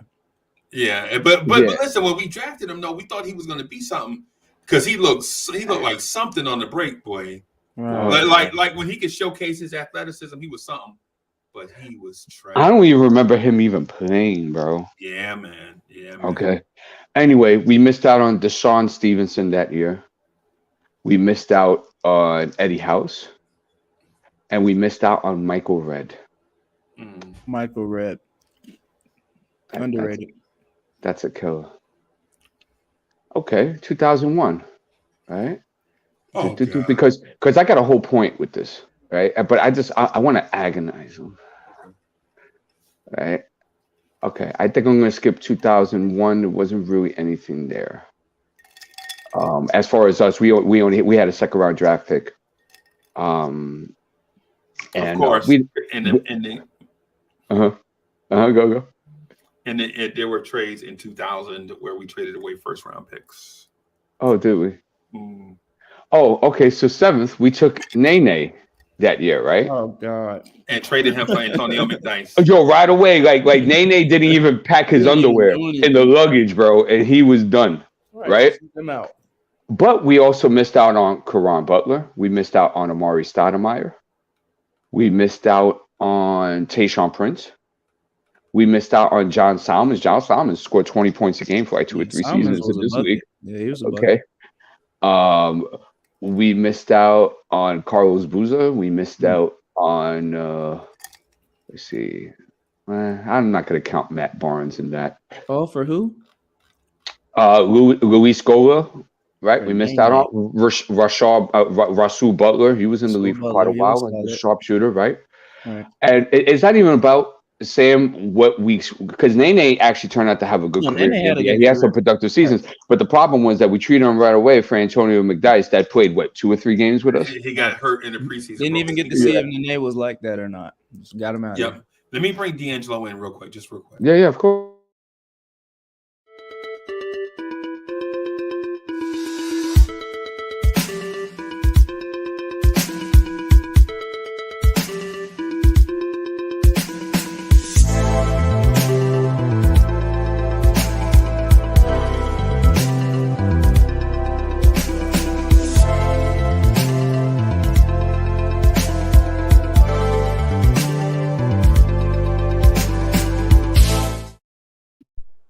Hey, D'Angelo. Good morning, guys. Good morning. What's up? I didn't expect to get this nauseous in the morning going over that list. You want? I'm gonna make you suffer, bro. Yeah, that's right, bro. No. I want to bring this home. I want to get to the core of this, okay? Because I read stuff in the comment, and I'm just like, oh my god, right? So in 2003, right, we took Michael Sweetney, right? Vince had a funny comment. Vince said that Michael Sweetney ate his way out of the NBA. That is absolutely hilarious and true. We missed out on Luke Rittenauer. We missed out on David West. We missed out on Boris Diaw. We missed out on Leandro Barbosa. Sorry. We missed out on Josh Howard. I would have taken Josh Howard for 2 or 3 seasons over Michael Sweetney. Okay. What else did we miss out on? Steve Blake was a serviceable backup point guard for many years. For a long time, yeah. Yeah, that's right. Zaza Pachulia. I would have taken him. That's what TJ McConnell is. What yeah, right. Mo Williams. Oh yeah. Kyle Korver. Next. Let's see where we're at here. Oh, that's cute. We didn't have a draft pick for 2004. That's cute. Yeah. Hey, let me bring in Jay Boogie real quick. Let's get it. Y'all be spitting with your flows, I'm just podcasting. That's right. On the air every day, I'm just podcasting. You don't know what that mean when I say I'm podcasting. I'm broadcasting these flows with the podcasting. Every day of my life, I'm just podcasting. Right. Share my dreams with you, me and I'm podcasting. What? You can see my vision through the podcasting. Yeah. But don't forget J Boogie when I'm broadcasting. What? I'm podcasting, What? he's podcasting. What? I've been spitting this venom since Karate Flicks. When Mr. Sims was sharing nothing but the Knicks. I guess you know by now, I seen some tough years. Now I know the reason why Freezy got them blowing tears. You. What's up, boss? Hey, good AM to the brothers, AM to the family, AM to the chat. What's going on, man? Monday. Hey, D's, man. Hey, D's, I gotta holler at you real quick, D's. What up? What up? Yo, why are you going? Why are you going rated R on this internet? We got a PG in the building. Don't you know Sam don't know what y'all talking about, man? He gonna learn today. Hey, that's right. Hey, somebody has a case of the Mondays, Jay Boogie. Hey, Boogie, Okay. it's crazy I because don't want to show everybody. these guys. He gonna learn today. He get educated. Okay. So Keith, right? In 2004, yo, we hit on a draft pick. Huh? Trevor Ariza, 43rd pick. Hey, how long did he stay for? 2 years tops. Right? He never got a slice of pizza. Yeah, barely got anything. Him and think about this too. We had him and LeVar Postel, and Knicks fans thought that was gonna be our wing for the next few years because LeVar Postel was an athletic wing out of St. John's, and Trevor Ariza was an athletic small forward out of UCLA. And we thought putting them two together, they were going to be the future. But we wound up getting Shandon Anderson and Howard Isley. And played veterans in front of the young guys. Oh wow. Doesn't that sound familiar? That's happened recently. 2005. Yo, go ahead. I've been a Knicks fan since '83. I've never seen a youth movement. The only youth movement was when Melo got hurt. So we just threw anybody out there, and even those guys wasn't that young or the future of the team. I've never seen somebody other than RJ, and even RJ's not really in the youth movement. He's been thrown out there next to Julius to win immediately. Our biggest free agent signing since Carmelo. Yeah. So it's sad, man. It's sad. So in 2005, we actually kind of hit on a couple of these. Back to back? Yeah, right? Ain't that something? We got Channing Frye. Now, I forgot who it was in the chat. They're trying to say that Channing Frye was a decent draft pick. At number 8, I don't know about all that. Oh I forgot. I think it was C-Mac, I think, mentioned C-Mac, it. No. Right? C-Mac was trolling, bro. C-Mac is trolling. No, C-Mac was serious. He was going back and had forth a for me. decent career, but at 8, so at 8, y'all looking for Not at 8. Right. That's the point. Right? So we also picked up Nate Robinson that draft. And we also picked up David Lee in that draft as well. Both, right? Who did we get in the second? We got somebody in the second round also, right?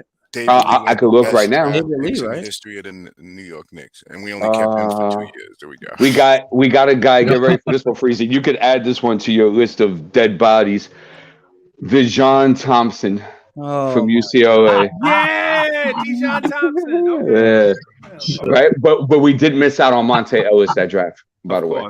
Of course we did. But I'm not going to get on them because David Lee and Nate was fine. But here's the question: did they exist past their rookie contracts with us? No. Nope. David Lee did not. We as soon as it was time to sign him, we was like, "There's no sense." They don't want to pay David Lee, and he left and got a ring. Well, his timeline. His timeline was different. We didn't have nobody to flip. The David Lee thing is we didn't sign David Lee because we were trying to save the money for LeBron. And that's the reason why we traded. Oh, doesn't that sound? We signed. Yeah, we did a sign and trade. See why I'm doing this? Yeah, we did. They rolled Donnie Walsh in his wheelchair to say, "You want to come play with us?" You literally, you let David Lee go, right? A walking double. You let David Lee go. He makes the All-Star game. You let him walk, and he wins a ring. Right? Because you want to save money for a superstar who was never coming. And Sam, listen, I got one even better for you. Oh God! So there was a summer when Orlando was going to sign Tim Duncan, Grant Hill, and Tracy McGrady. Right? There was a summer when but Grant Hill was like, before I sign with y'all, I promised New York that I would pay a visit. Right? So Grant Hill comes to New York, and all of a sudden, Grant Hill calls Orlando, was like, yo, I don't think I'm coming back. I talked to the New York front office, and I think I may sign with the Knicks. I'm 99% sure. Right? So Grant Hill and his brand new wife, the R&B singer chick. What's the R&B singer chick? Y'all know who I'm talking about. It was his brand new wife. Tamia. Tamia, that's it. Yeah, Tamia. So Grant Hill and his brand new wife Tamia are about to walk out of the garden. Right, he about to walk out of the garden. Grant is like, "Yo, let me get my agents and stuff, and we'll come back tomorrow and look at some paperwork." On the way out, this actor named Leon, who had been brought in, Above the Rim. Yeah, the Temptations movie. Yeah. On the way out, Leon sees Grant Hill, and he says to Grant Hill with his wife. I think his wife. It's the way the story is told. It's crazy. His wife was like a few steps behind Grant. Like maybe she went to the bathroom or something, and she's like just a few steps away. Leon says to Grant Hill, "Boy, if you sign here, all the noonie is yours. I got the noonie lined up right now. So when you sign here, you ain't got to never worry about uttering another word." Tamia, his brand new wife, hears this. And tells Grant, we on the first plane to Orlando. And so Grant Hill doesn't sign with the Knicks because an actor runs his mouth before Grant can get out the building and ruin Grant Hill signing with the Knicks. Wow. That tells me Can y'all imagine Allen Houston, Latrell Sprewell, Grant Hill, and Patrick Ewing? Just add a layer of depression. Why won't you? Doesn't that remind you of a Steve Stout move? Oh man, another so close move that we did. Right. The patterns. All he had to do was just not say a thing. Shut the F up. Shut his mouth. That's right. Right. So peep this, right? 2000. I'm going to torture you out some. 2006. Oh hell yeah, we're still doing this. 2006, right? Goodness. Weekend. Fernando Buckman out of South Carolina. Another high energy athlete. This is when I started watching the Knicks. And well. And with the 29th pick, we pick up Marty Collins from Temple. Marty Collins, a 6'6" point guard, a 6'6" combo guard that could play the point. You want to know who we missed out on? He went to Temple, right? Yeah, he went to Temple. Garbage. That's the kicker who we missed out on. Right. That's where the juice is coming now. Watch this. Rondo. We missed out on Rondo. We missed out on Kyle Lowry. Good. I would even take it a couple years of Shannon Brown. Oh yeah, Shannon Brown. I would have taken him over. Yeah. We missed out on PJ Tucker. Goodness. We missed out on Paul Millsap. Who was very good in Utah. Okay. We'll go next year. I promise you guys, I got a great point for this. Okay, we might have hit on one here. Don't say that. Wilson Chandler, 2007. We never really got to see because he was good though. Yeah, I like that. In fact, that's how we were able to get him.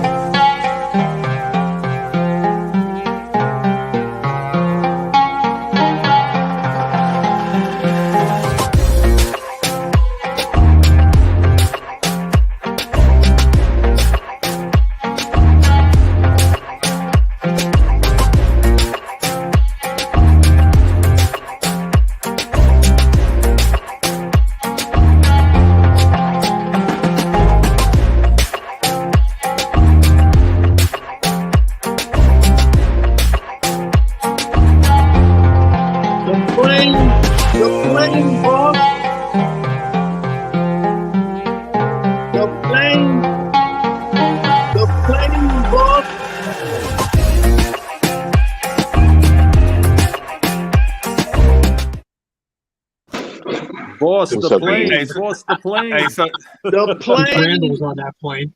so let me do this real quick. Paris Duggar, thank you for your generous contribution. Paris Duggar says the Spurs want a coin toss to get Duncan, so stop it. Does believe in karma. Next. Right, and there was something else I saw. I saw it somewhere. If he sent it, I didn't. Okay, let me go to the new one. Right, and so where is it? Okay, Freezy, so you used to Paris watch Duggar, wrestling, thank you. right? Yep. So You so heard about Scott Hall, right? No. He's on Let me life read it. support. They're gonna take him off life support. He's gonna die, bro. Let me read the super chat real quick, and then You hit the link to say that, bro. Yeah, because Paris Duggar, thank you for your generous contribution. How do our last 6 players drafted look? What's the Well, first of all, hold on. How does Obi look?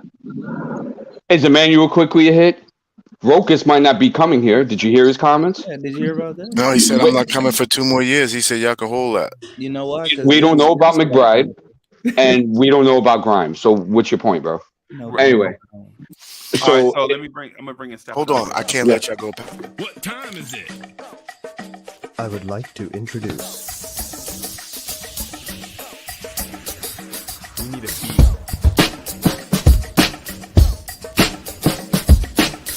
Hey, yo, shots up.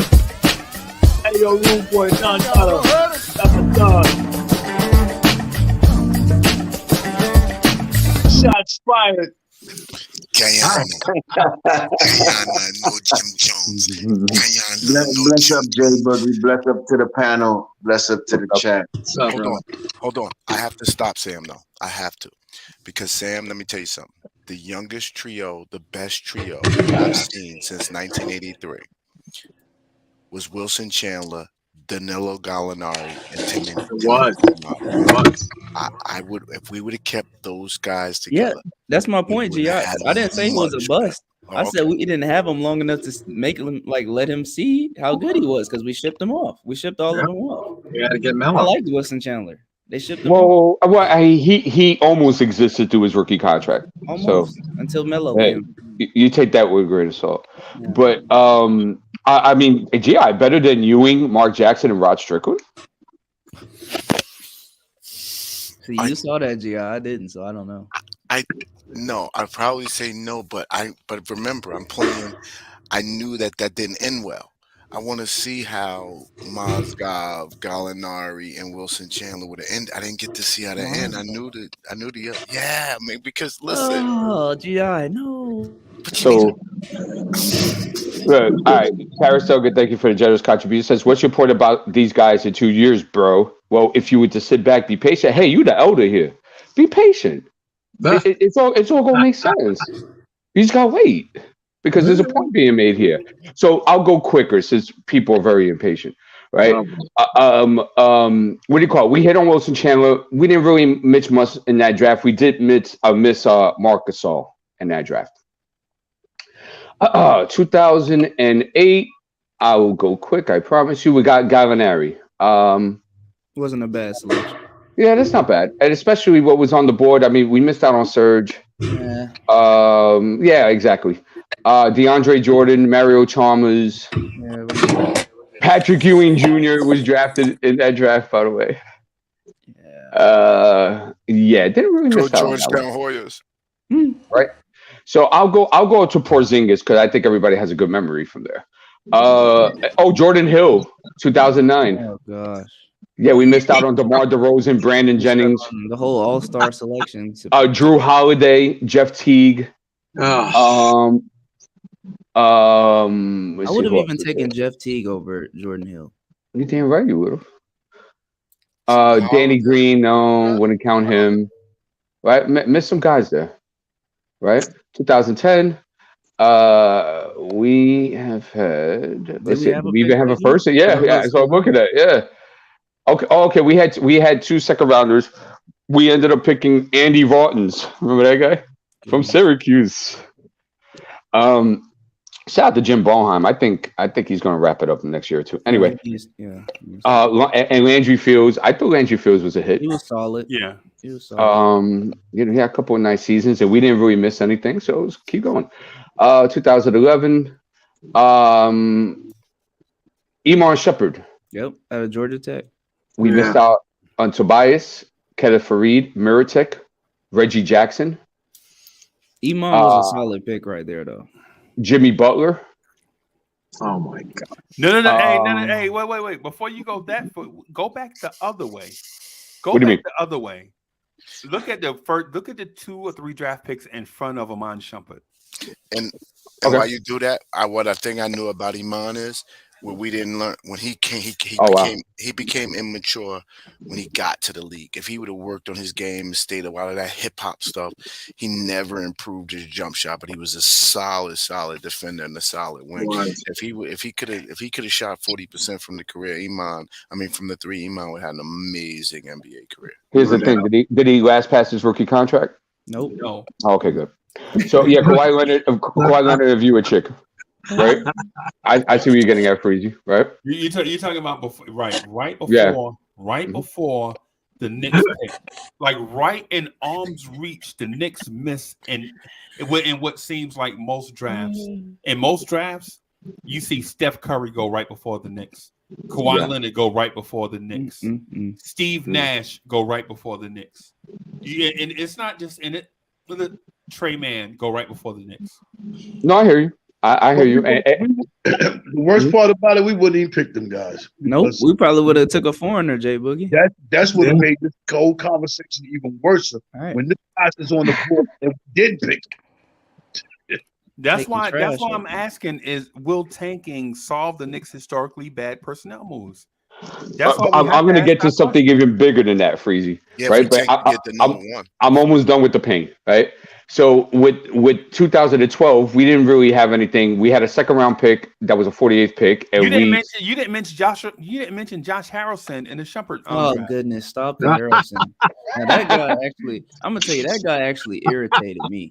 You didn't. But he could knock down. He was a big that could knock down the corner three and rebound. He sucked. Okay. Yeah, I don't remember him. So we picked Kostas Papapenko, whoever could say that. Papa Nicolau. I got you. Yeah, there you go. Good job, guys. It sounds like a type of bread. Yeah, it sounds like a type of bread. Yeah. Right. So then we have 2013, right? And I'm looking, and I don't think we had a draft pick in 2000. Oh, yes, we did. I'm sorry. Anthony Early. No, Tim Hardaway Jr. Okay. I think Early was a 2nd round, wasn't he? Yeah. I think Early was with the Porzingis draft. Yeah, he was 2nd rounder. So we picked up Tim Hardaway Jr. and we missed out on Rudy Gobert. I'm trying to say anybody noteworthy here. Good Lord. No, not really. Luke Skywalker Visions, he remember his nickname, Josh Harrelson. That's his nickname, Jorts.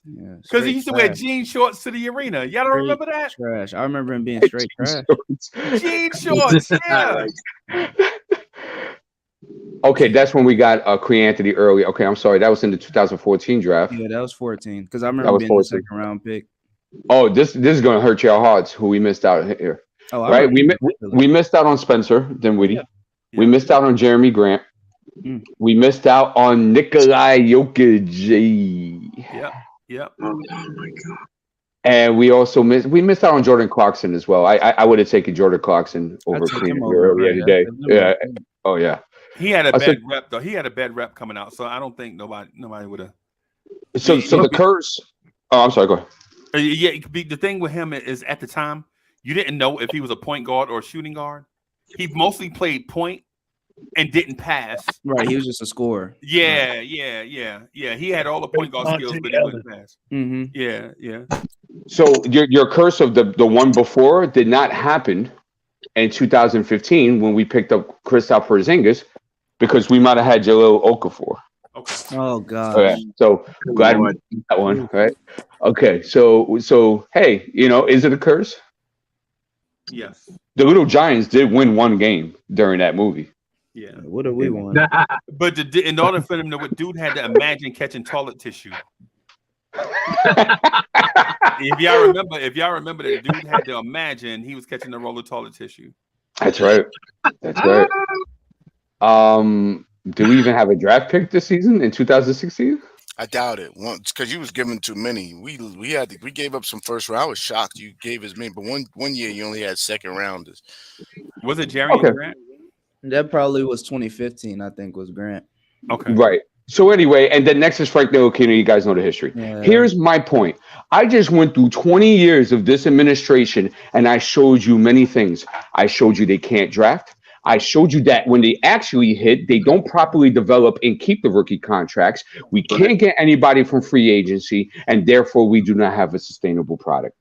So the point is, what in the living fudge are we doing? And why don't we have the pitchforks and torches out for the people that are responsible for all these things happening time after time and different after year regimes? Well, D, after you year? need to start the rally. Start the rally, D. No. I'll meet you down there. Hold up, guys. We know it's Yeah, already happened. I think I might be there by myself, unfortunately, and that's why I won't go. Stop that, D. You know D'Angelo's had his pitchfork for the past couple months. Oh, And man. taught. Ready and sharp. It's in my trunk right now. Bim. So, and so the thing is over the years, these are different front offices, different head coaches, different everything. One thing in common: the same owner. Yeah. But you defended him a few weeks ago, so don't you try it this morning, Free. It's okay. Let him change with the information. That's okay. But and so the thing I'm getting at, is not that Dolan. I don't want to go back to that. What I'm saying is Dolan has King's disease. If the Knicks go 0-82, it don't matter. That's because right. the Knicks are still going to make the most money in the NBA. That's all that matters. Yeah, that's what I'm getting at. So now here's the question, right? So now, based off this, what I just did, and knowing that we haven't got any free agents, we don't develop talent, and we can't keep the talent past the rookie contracts, right? Let me ask you a question. What have the Knicks done for you in the last 22 years? Nothing. Zip. So what have we done for them?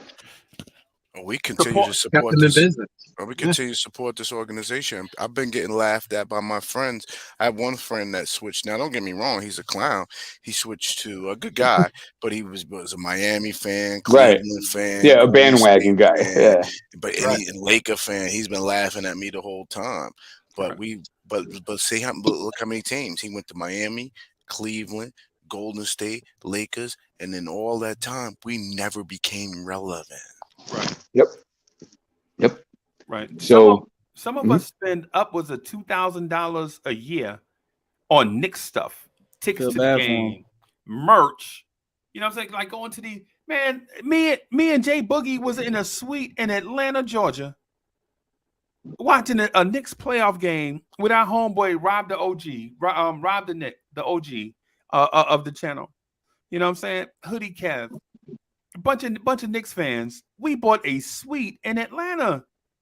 We paid the Hawks so that we could see the Knicks. Ain't that something? Right. And what we get in return? What'd you get from that? Evan Fournier. Man, we in a losing season, going nowhere fast, and I just spent $1,200 on both the Charlotte Hornets games coming up. That ain't even including travel fee, hotel fee, and now the gas is out the rocket. I need to resell them tickets. Right. We like, what are we doing? It's like what Melly Mel said. When you live so fast and die so young. Melly Mel said that in a song back in the 80s. Like, we legit are selling out for the Knicks as fast as we can go and getting nothing in return. Freezy, you also remember. I'm sorry, go ahead. No, go ahead, man. No, I remember, I think it's probably like a month and a half ago when I came on and I was like, yo, why I am a Knicks fan. Right. Why? These Ballin just gave you all the proof. Why do I still remain to be a Knicks fan? Right. Especially if you have an owner that's the way he is, this owner, where I listen, does he get an A for trying to say he wants to turn this franchise around? I don't know. He has tried to bring in people in here. but he hasn't brought in the proper people. He's not directed in the right areas. Does he really care about winning as much as we want to care and build something? Or he just doesn't, just say, hey, we'll be 500 this year, or get a couple of wins of 500. I mean, if you have an owner like that, we're never going to win. I mean, we're just never going to win. We're never going to get ahead.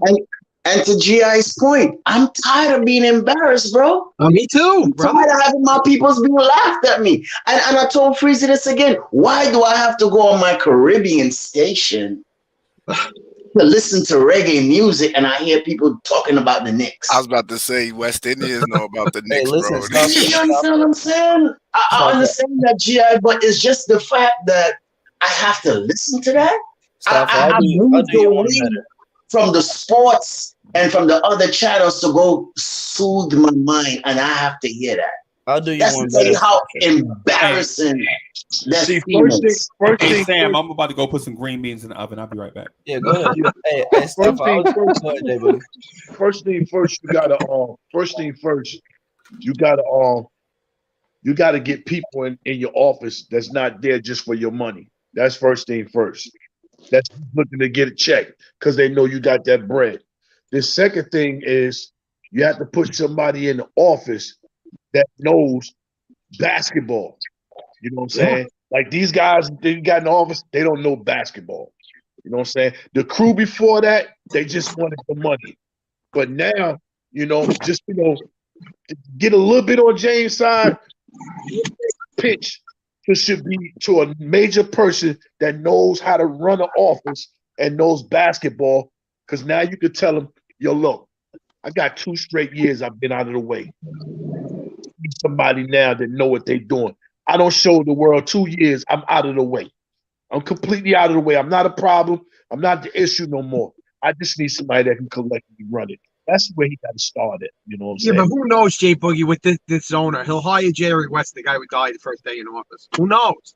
He's so there's so much bad luck that wraps around this franchise that's happened over the last 22 years under his tutelage and his ownership. I'm gonna give you one better stuff. So I was just thinking about this because you just said that. And the other day, right? So I'm not too hurt that the Knicks don't win because, like I said, I've actually experienced one of my teams winning the chip recently, and it felt really good. And I know people aren't going to want me to say this, but I'm a Braves fan, unfortunately. I did root for both the Yankees and the Mets when my cousin played for them, but I'm not fans of those teams. But I will say this stuff. I did get clowned the other day by one of my brothers. He was like, yeah, bro, you got that Knicks hat in your car? Oh my! I know you don't get no girls. I was like, man, bro, that hurt. Wow. Yeah, that's a shot right there. I understand how you feel, Sam. Trust me. Can I tell Boogie something? Because he said something that's very important. So you said, Boogie, that they should go out and they got to get competent guys, right? In order to run the organization, which is you're 100% right, right? And in theory, right, that's exactly what you want to do. That would be the game plan, right? So let's go through the executives that he's had since his tenure. Scott Layden. How'd that go for you? Okay. Isaiah Thomas. How did that go? Okay. I was in trick mode. Isaiah almost made me quit being a Nets fan, Knicks fan. Oh, look at you. You're a Nets fan? Freudian slip. Pause. But now, I think we all could agree that Donnie Walsh was by and beyond his best hire. Will we agree to that? Yes. Okay. Sounds good. So he got one right. But what did he do to him? Oh man! Cut the whatever his legs. He undermined him. He said, "Do not gut this team for Carmelo Anthony," and they said, "Oh no, well, wait till free agency." Yeah. Yep. Yeah. And he said, "No, we gotta get him because of that, right?" So he was after gone. that was Glenn Grunwald. How'd that go? Yeah, right. We don't even remember, right? Oh, wait, they picked up Andre Baiani during that time. Oh, that's cute. Oh, goodness. That's cute. Steve Mills took over for a year, 2013, 2014. No. Then Phil Jackson came. We all know how that went. Oh, God. Oh, then Mills again in 2017, 2020, right? And then we have our present administration. So, Jay Boogie, I ask you, as a guy that owns a company and a guy that is in charge of delegating responsibility to your employees, right? would you trust from one owner to another? Would you trust James Dolan in making another decision for his front office? Do you have a choice? I have no choice. No, for I'll real. be honest. I'm just saying. Of course, we don't have a choice because we're not doing it. We can't buy the team. I think Dolan is the reason Tibbs is here. I think Wow. Dolan is the reason because Dolan said, I need something. You got to show me something that's win now. You really think he said that? Yeah, I really do. Because why else would these guys feel the incentive to hire a coach that they know they couldn't get him enough Neil assets? Rose is an agent, and he has no experience. He probably seen the first thing that was out there available with a name like Thibodeau. So that's just my opinion. See, here's the answer. I'll give you guys the answer. The problem is that nobody's going to do it. The answer is that you stop supporting this administration and you stop supporting James Dolan. Of course. You see? But now everybody's going to do it. Nope. And people are going to say they're down, right? And then when they leave, they just bought season tickets. Yeah, no doubt. They just bought a RJ Barrett jersey. So that's the problem. So we are, how do I say this? We are the victims of our own circumstance. If you continue to support something, and that support system is built on you being the consumer for that merchandise, you're going to continue having these patterns that I just described for the last 22 years. Yeah, and the funny thing is, Stephen A. been yelling that for the past couple months. Screw Stephen A. Stephen A's been to the party. To the point that was D is saying as far as supporting the team, buying jerseys, doing this. Just don't go. Don't support them. AJ Boogie, how this dude D is balling gets so damn practical. He's got me feeling horrible this morning, bro. Feeling like a simp. It's the I'm first day of sorry. the week. It's the first day of the week. You know how I feel, right? You know how you got that girl and you've been chasing her, and your boy come and grab you like, yo, man, let it go. You like, what you mean? Nah, man, you don't understand what that do, man. If you knew, man, if you knew what it do, he's like, yo, bro, let it go. You gotta see yourself, man. You look a mess out here, bro. You ain't focused. You ain't going. You your clothes look a mess. Like, bro, this girl got you. You gotta let her go. You like, nah, man, you don't understand. I love her. I love her. Not love her, but love her. I love her. I love her. My boo, I love her. And to bring this to a microcosm, yesterday we have a play out of the timeout, and I called it out on Knicks Hangout. I said Tibbs is going to run a pin down play for Evan Fournier. He did run the pin down play, but he didn't run it to the wing. He ran it to the corner. Yeah. So now Evan has to worry about a baseline defender and a sideline defender on top of a 7-foot guy with his hands up and the 6'6" guy that's guarding him. And the pass gets deflected. Total trash. Total trash. Remember, we were talking about it during the hangout. They were like, he really set Evan Fournier up. He set him up. Yeah, Evan Fournier is trash. He is, but I mean, he set him up regardless. Yeah, who designed the play? Regardless of if he's garbage or not, Tip set him up to get trapped, which was what happened. And he turned it over because he had nowhere to go. Man, I think we lost the rest of the way. I wanted to win that game the first way yesterday. I can't see it. Andrew sounds like he's on phone tap with Nas and AZ. James Dolan, shrunk him down to an ant. Yeah. Dang, I just went and put green beans in the oven and come back and we talk about Tibbs. No. It was a microcosm of the whole conversation we're having. That even with these little things, we still see the same nonsense and these same patterns just happen over and over and over again. Yeah. So was it about Tibbs? Because it's the whole thing, and we already know who the common denominator is. Okay. But So okay. All right, So just to wrap on this, will tanking solve the Knicks' historically bad personnel moves? I'm gonna say no. Nope. Based on what D Poetic laid out in front of us, even if we get the number 1 pick, we will take AJ Griffin. Not with the number 1 pick. No, I disagree. Yeah. It's the 8th pick. But here's the funny thing about it, Freezy. is people like Ari and Hector Brizo and State and all these guys. They want to tank. I agree You with know what them. I'm It's our saying? best You chance. understand It's what our I'm saying? best chance of getting a quality product. I agree with tanking right now. Or if we get Chet, we'll have him for 2.5, 3 And then years trade him off. before he's Yeah. disgruntled, Trade him. and then trade him for something. Y'all Even gonna though he's on barbecue the- Chet.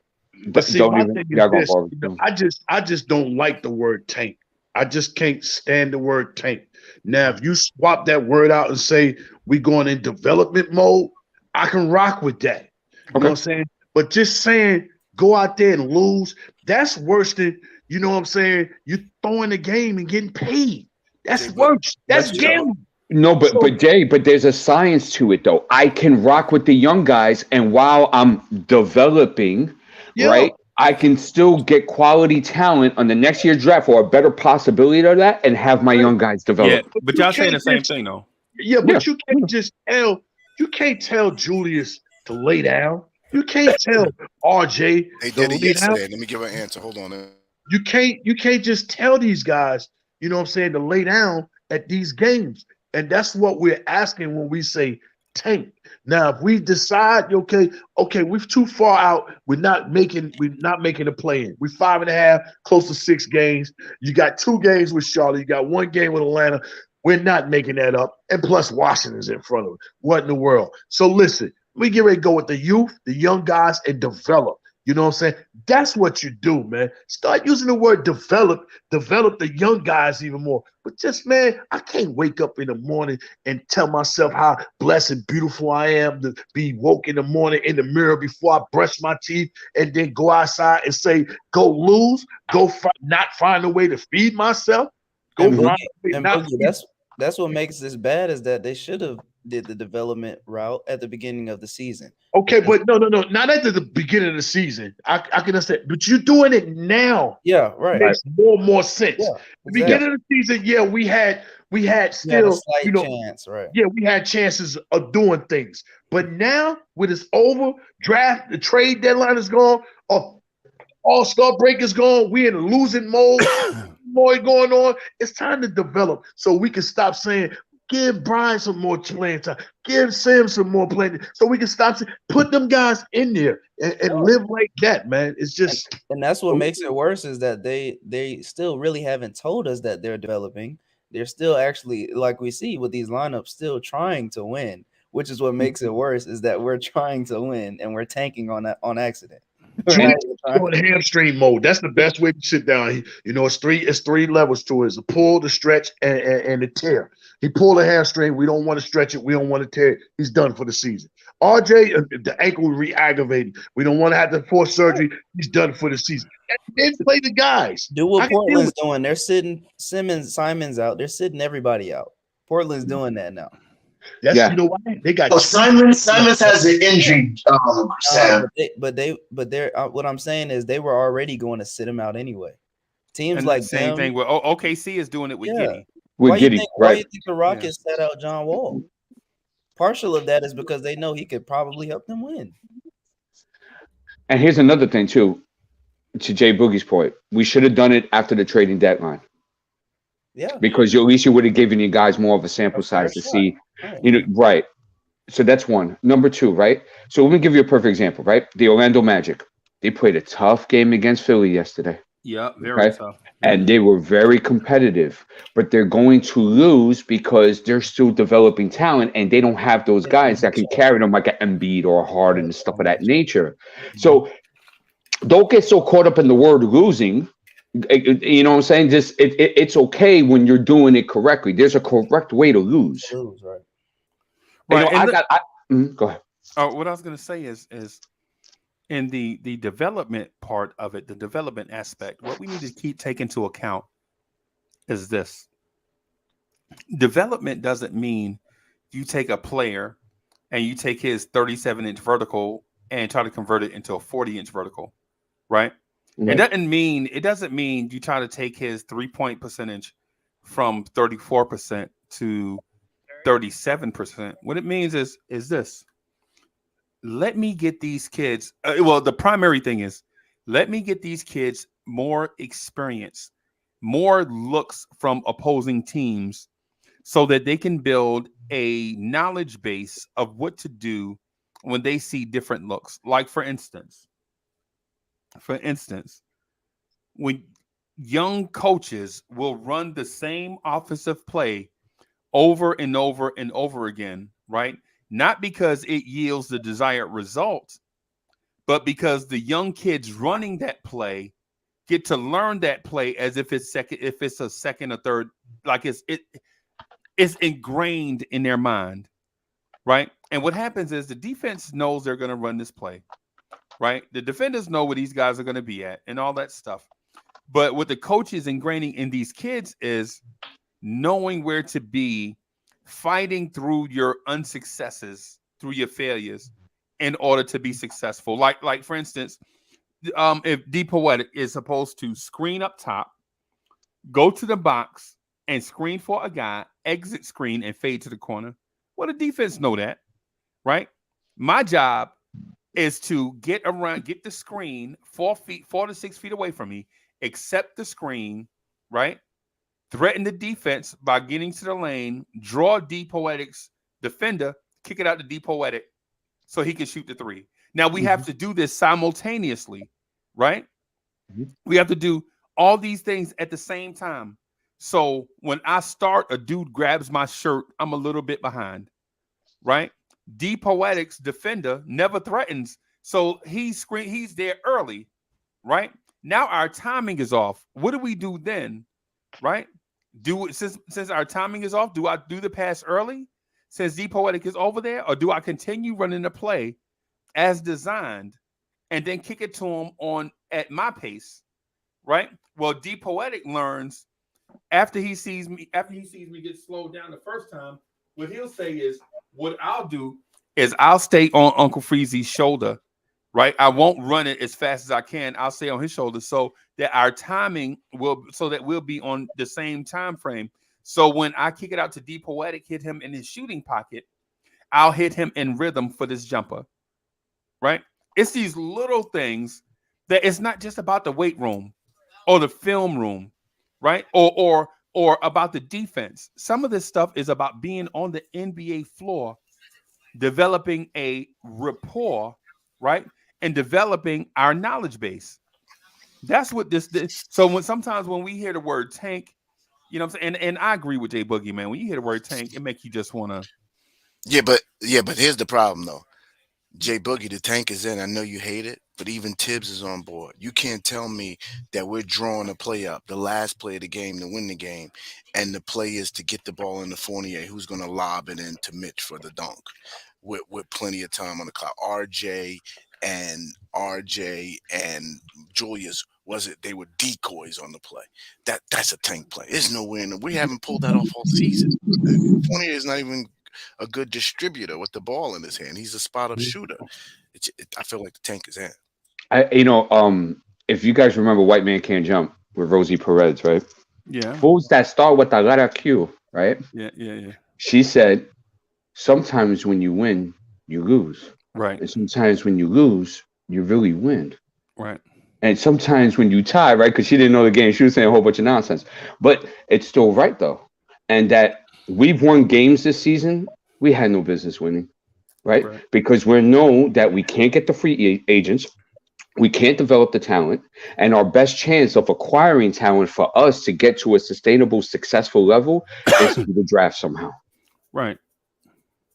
I'm okay with it, but I just, I don't even want to hear no more analysts. So if you're watching the game, if you're watching the game outside of, basketball itself, and then you come on somewhere, a show, and you just go to tank mode, and you ain't said nothing about the game, no nothing, man, go sit down somewhere. Right. Don't even come, say something about the game. Say what went wrong, something wrong, right. You just come in off rip, man, talking about tank, man. Nobody don't want it. You know what I'm saying? I mean, break it down so some people can get an idea of what you're talking about. You just say, come out there, y'all mad, good thing we lost, that's supports the tank, man, come on, man. Yeah, we took an L that supports the draft mode. You don't switch up no nothing. It's Tank. Come on, man. Yup. And Jay Boogie, I agree with you. I agree with you 100%. Because when I go on the little Twitter and I see some of these comments, exactly what you said, it's ridiculous. Right. It's ridiculous. And everybody know what's happening. You know. But hey, listen, I'm curious with GI when you was breaking down, talking about because we're losing, we might be in position to receive more balls or something. Can you go back into that what you were saying so I can get a quick... I missed what you're saying. I'm sorry. Well, earlier when you was talking about because we lost and we wanted the teams that was fighting, you know what I'm saying?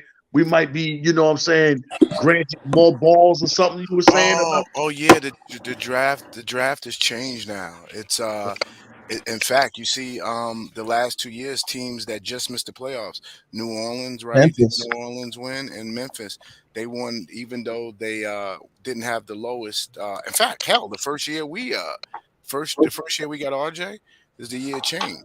We were supposed to have #1 pick. Yep, that's true. true. #3. So that's true. Team jumped us. Right. So yeah, it doesn't matter on your record anymore. Everybody gets equal opportunity, but it's only really 2 teams can jump up. After that, and like if you're the worst team, the worst pick you could get is like 3 or 4 or something. Like Yeah, 3 or 4. so But it still comes back, but teams can jump. They don't just straight tanking. The NBA doesn't reward. Yeah, they don't allow it now. Supposedly. I needed you to say that for 2 reasons. 1, so I can get a better understanding, and 2, so people can understand just what the heck I was saying. Now, I do know GI, you know, he says, yo, we in the soft tank modes and all that, blah, blah, blah, blah. But you see how he just broke that down, why he wants to continue on heading in that direction? It's a reason why he's saying it. Some of these guys don't even have a reason. They just saying the word because they know it's a word and somebody else saying it. But give me a reason and an understanding why you saying that. Just like that brother just did, man. It's a reason why he's saying we need to go down this way. But it's things for us to receive. Right. So you're saying stop using buzzwords. Yeah. I know. I have seen people build YouTube channels on buzzwords. You know what I'm saying? On buzzwords alone. Hashtags. It's the hashtag era. Yeah. Like, man, the Knicks need to run. So I don't want to call nobody out, but I saw a dude on his channel say the Knicks need to run more pick and roll. Run pick and roll with RJ and Mitch. Well, I mean RJ and Randall. Well, Julius Randle is not a roll man, right? You ain't never seen Julius Randle roll into the basket after a pick and roll, right? And people will be like, "Well, he need to do it because he's a star." When you ever seen Carmelo Anthony as a roll man, right? When have you ever seen LeBron James as a roll man? You know what I'm saying? So yeah, Jay, but I get the buzzword thing. People they'll hear D Poetic say something, and then they'll dress it up and steal it. You know what I'm saying? And steal it, and it'd be like the buzz phrase of this. Like we've caught him too. Yeah. Hey, D Poetic will say, D Poetic will say something like pocket pass. Now, pocket pass is the buzzword. All quickly needs to do is throw the pocket pass to such and such. When have you seen IQ throw 3 pocket passes in one game? Never seen it. I'm struggling trying to find 2. Yeah, I was about to say pocket passes in one game. Hey, when you was talking about Julius not a pick and roll player, Melo not a pick and roll player, LeBron, I know Dwayne and Bosh and them, those was your man, but that would have been the greatest pick and roll tandem ever with Amari and LeBron in Mike D'Antonio's system. Right. Ever. Right. But to be a role man, being a role man is like akin to playing shortstop. Just because you can play shortstop don't mean you can play center field. You feel me? That's just what it is. It's just because you can play tight end don't mean you can play receiver. Right? These things, while they look similar in certain situations, they are not the same. Julius Randle is not a role man. Now, if you need a pick and popper, you know, a big that can set a solid screen and accept a pass and jack up a jumper, that's Julius Randle's your man. Jack it up. Yeah, man. Buzzwords seem to run the day for some reason. If you want to see his tank, just give Randall the ball in the fourth quarter. That's fine. That's all I gotta say. Hey, Julius Randle's in the chat. Oh man, Jules be coming through a lot. Yo, RJ comes through from time. Yeah, Johnny Davis is here. Wow, man. remember we used to see Kenny Payne for a minute. Yeah. Hey, man, we do accept donations. Yeah. So thank y'all for subscribing to the channel, because clearly I have it set where you have to subscribe to the channel in order to comment. So thank you, Julius, for subscribing to the channel. So yeah, man. It's so crazy though how you were saying that, because me and D were talking about it at one point. How guys literally listen into the show and take what we say. This is why y'all haven't heard me say Tibbs' nickname in like a month or so, because D gave me information on somebody who literally took what I've been saying, and it's like, man, you just don't even want to say things anymore. Right. All right. Hey, well, I have a question that I want to ask. Sam, y'all. somebody stole our whole show name and the concept. Yeah, crazy, isn't it? Yeah. Right under you, like you don't know about it too. That's the crazy thing. All right, so I got a question that I want to ask y'all, right? And it's legit because I don't have an answer, and I want y'all to help me with it. It's one of the 10 questions that I think the Knicks need to ask themselves before they do something crazy this offseason, right? And that question is this: is this youth movement worth not making a serious playoff run or two with Julius Randle and friends? Is this youth movement that we have worth not bringing in more veterans to make a serious playoff run or two? Y'all heard me, right? Is this youth movement worth going on, or is it worth passing up a couple of playoff runs?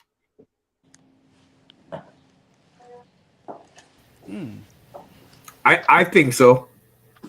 I think with RJ and our young guys with Deuce, you know, we got to give them some time. Mitch is only 23, 24.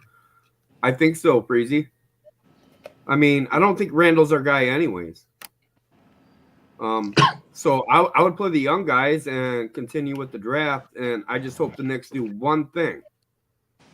Get a point guard. We've been starving for a point guard. If we get a point guard, I think the youth movement is where we should head. I wouldn't mind losing for 2 years, 3 years if we're playing our young guys. I don't like losing and getting veterans every year. That is what is killing me right now.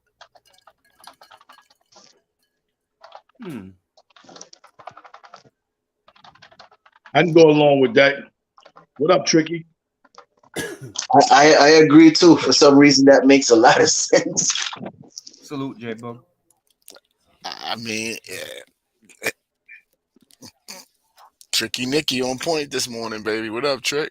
Yo, that's 2 shows back to back. I've been with him in sober mode. I like that. It's morning Tricky. It says morning Tricky. But I do know morning Tricky can have a hangover Tricky. Freezy, what was your question? So the question is this youth movement worth not making the playoffs for a year or two to see what you can do? Is this youth movement ride worth going on? Well, it's all you got. Is it? It's more than worth it. You know, one is you're going to develop the guys. 2 is going to give yourself a chance to sit and have more patience for the right personnel to come in with these guys that can play with them, instead of going to get guys like unfortunate Evan Fournier and all this. They're just spending all unnecessary money when guys can just play. You know what I'm saying? Burks, I'm 50-50 with Burks. I'm going to give him a little bit of benefit of doubt because they forced him into playing a role that he wasn't supposed to be playing. So that did play a lot. His game looking bad. You're making somebody into a creator. He's not a creator, you know. But I'm with the development of the youth, constantly giving them the playing time so they can develop not only their game, but more importantly, develop winning attitudes and playing in experiences mode, learning how, you know what I'm saying, to figure things out, you know what I'm saying, accustomed to like the Phoenix Suns did. See how they did it? They just kept picking and developing and putting people in place until they said, okay, now it's time. It's our turn. They showed their games. They showed what they could be. They showed that they're okay with being in a passenger seat if my driver comes through. And when the driver came, and Chris Paul, I'm talking about, when he came, they ride. It's a full tank. It's full tank. So and I ain't talking about the loser tank. I'm talking about where you can keep on riding with a full tank. You know, that's So it sounds like to me is there's a process from these different organizations that we've witnessed in the past few years, but the Knicks are unwilling to do that, and they're unwilling to commit to it. Let me ask you a question. If you guys do want the young guys, right? What young guys do you want specifically to have priority over others? Because they can't all do it at the same time. It's got to be RJ, Cam, Mitch, and Deuce, and Grimes. I will name those five. So you said RJ, Cam, Mitch, Deuce, and Grimes. Okay. And Rokas. Man, Rokas ain't coming. He's not coming. He's coming. You know why he's not coming, Freezy? Because him and McBride had talks, right? And I'm gonna assume that Deuce is his guy, right? And Deuce is like, "Hey, Rokas, I'm gonna tell you straight up. I'm getting sent up and down to the G League. I've had more G League games than I've even sniffed the NBA bench this season. So it would be best for you to stay comfortable overseas, Barcelona. Enjoy the weather. Enjoy your life over there, and don't come over here and worried about if Ryan Arcidiacono is going to get minutes." You see, and that's smart of Rokas because I mean this is a mess. And why would he leave such a beautiful situation he's at for a mess? And so the best thing, so right. I just want to say this thing to Sam real quick. Sam, green beans, brother, baked. There you and go. Vegetable oil. Yeah, there you go. And sea salt and pepper. There you go. That's how you do it. D Poetic, listen, put down that junk food and get on this health kick, bro. Yeah, come on. Would you a couple What you doing, D? Come on. Yeah. Freezy thinks I'm eating Twinkies and Double Dogs.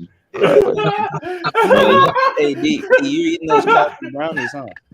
Yeah, right. Honey buns, half melted. Yeah. Hey, so salute Anthony D for becoming a member. Anthony D, what's good? What's good, bro? Anthony D. It's about time. Yeah. It's about time. Uncle Freezy, I'm sorry I left out IQ, but that just goes to show there's 6 guys that we have that are young, that are really young and talented players. So why not do it? I have 2 questions for y'all. Seeing Sims's play yesterday, right? And Sims played very well yesterday.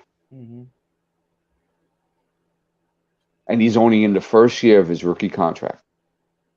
Okay. Do you pay Mitch 15, 16 million? I'm still paying Mitch because Sims is no Mitch. I'm still gonna pay Mitchell Robinson whatever he's owed because I know Mitch's value, and like we all know, he's not an option on the offense. Mitch gets all his points off of a lob or him fighting off 4 other players for a putback. So does Jericho. Yeah. So that's the thing about it, Sam. I feel the same way, but it's not going to happen because everybody want to trade Mitch. Well, see, it's not going to happen because the front office needs to pay the man. That's what needs to happen. They need to pay the guy. He's already made it known that he'll test the waters. And from what I've heard, I mean, Dallas is making an intriguing offer. We already know about his ties back home, just being from New Orleans area. We know about the Pistons, and we know Charlotte could be a dark horse. There's been some rumors out of Miami as well. All right, too. so pay the guy now, because Let me see. Go ahead, Gian. Oh, I'm sorry. No, I didn't mean to cut you off. No, you're good. I was just saying pay the man. Go ahead. No, I heard you. My concern, Sam. I know it. We're intoxicated by what Mitchell Robinson can do because he only needs to go out there 2 games in a row, and we see a difference in the Knicks team. We see him do things that, since Patrick Ewing defensively, we consistently. Problem is, Sam, think about the time when Mitch, you can been able to rely on him 10 games in a row. I just threw that number out. It's an 80-game season, so that would be eight sessions of 10 games in a row. I can't remember a 10-game stretch where, even last year when we played our best basketball, it was Noel. Wasn't Mitch when we won all those games. So I think our best value in this organization, and again, we're going to bring a lot of salary back because Mitch is going to get paid, but I think sign and trade is what we really need to focus on and try to control the narrative on that. Okay, so keep in mind with this injury, I knew that was going to happen, yeah, and I understand where you're coming from, but keep in mind, guys, he's really only truly been out for 1 season, and that was 2020, 2021 that you're referring to. Every other season, Mitch has played at least 60 games. But hear me out. Very important. Because I don't disagree with you, and I knew that stat was there. I said, give me a stretch where he's played 10 games. Yes, he's played 60. 5 here, 7 there. You can't really establish your brand of basketball like that. And then you get to the playoffs and you don't know what he's going to be. Yes, he could give you 60. 5 here, 6 here. So you don't get any long stretches. He's never shown you any long stretches of 10, 15 games. That's what my concern is. Now, when you say the playoffs, 70% of the fan bases felt like if Mitch would have played against the Atlanta Hawks last year, it'd have been right. So then, when you step into this season and Mitch is there, 70% of us is like, wow, look how big Mitch is next to Capella, right? Look at the difference between the games that was without Mitch against Atlanta than the games this year with Mitch, right? Then now, I think last week I said about the 3 seeds that's past us, which is Charlotte, Cleveland, and Chicago, right? Now, D comes at the C, so if you go to Detroit and Detroit grabs Mitch, they're going to pass us too. If Porzingis stays healthy and Bill stays in Washington, they're going to keep in front of us too, all right? You can't afford to allow a cornerstone within our system, you know what I'm saying, to walk out the door and not pay him because we're thinking about injuries. Right. Another thing is, when was the last time you seen Kevin Durant go into a high pick and roll to switch off a big man and the big man stayed in front of Kevin Durant and blocked his jumper too? You know what I'm saying? These are the type things that we know that we got in Mitch. You know, if we throw out the thought of if he got hurt, anybody can get hurt on the court. If you don't pay this man the cornerstone out and protect our rim and grab those key rebounds, that we don't have the hustle players to go run down. Like when he blocked Kevin's shot, the ball went in a frenzy like 3-4 times all over the court. We had not one person diving to go get that rock. And Boogie, to expound on that, yeah. How many big men, to your point, how many big men, guys, have we seen block Kevin Durant's jumper in general? I've yet to see that many players block Kevin Durant's jumper and also block a Luka Doncic step back. Right. How many big men you seen do that? Before he didn't allow Kevin to go by him. See, that's what I look at first. Kevin didn't even try to go by. Most guys, they get the high pick and roll, want to step back a few steps, wave you off, and blow right by the big man. He did not do none of that. And then he tried to pull, and then it got blocked. You know, I can't afford to miss out on players no more when we missing out on players on trades because of draft picks and not signing and all. So let me ask you a question, right? Besides the rim protection, right? And of course, don't forget, it took Mitch a couple of years in order for him to be defensively acclimated into this league as well, right? Besides that, what does Mitch do different than Jericho Sims? Well, he's an offensive rebounder for one. I know Sims is too. So is Sims. But I asked, what is it that Mitchell does that Sims doesn't? Block shots at a high. He's blocked shots at a high rate. And when he stands there, guys get scared and start doing different things. Okay. And D, to your point, which I mentioned, that was the first thing I said. Besides him being a rim protector, right, and him being, it's all right, and being more defensively acclimated, because don't forget, Mitch had a hard time, right? Remember, and it took him a couple of years. It's all good, right? So, what does he really do different than Jericho? He's the better finisher around that rim, though. Don't he lead the league in finishing field goal percentage? Yeah, 75%. Off offensive rebounds and lobs. It doesn't make a difference. It kind of does. Yeah, but I'm saying if that's where his game is at, and then we're talking about development, and you don't have a guy on the benching staff that can help develop this man and help take him in the gym and work on things, and he's just working on his game with his mans in him, doing what he see on TV, then that's on the office. You ain't got nobody here to go take this guy and work with him. Mm-hmm. Yeah, but Sims looks stronger. He just looks stronger. He does, yeah. Well, that's he because just looks a lot tougher and stronger. They have two different builds. Sims is more of a bruiser. Yeah. Mitch I like is it. more relying on his athleticism. Did you see that elbow he gave to Drummond? yeah. Drummond started holding his side. Yeah. Then he dunked it, That right? boy's solid. That boy's solid. The reason why this is the reason why I asked this question is because if you're gonna pay Mitch $15 million a year, right, moving forward, I'm just saying that Mitch would have to add some wrinkles to his game, and that's on the coaching staff too, because he's got to get more touches and stuff of that nature, right? But can we all agree that in year 4 of Mitch, he still has absolutely no footwork with his feet inside the lane? I would agree with that, but me and Freezy had a discussion about this the other day. Why would we look to change something that's not something? Why would, you know what I mean? If you understand what I mean. If Mitch is a defensive ring protector or offensive go-getter, why are we looking to change his game to a more of an offensive style? The only reason why I entertained it, the only reason.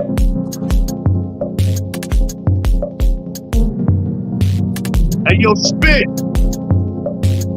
Hey, Beach Street, you spraying on my wall. Hey, yo, spit. Hey, Sam, you don't know about spit. I don't.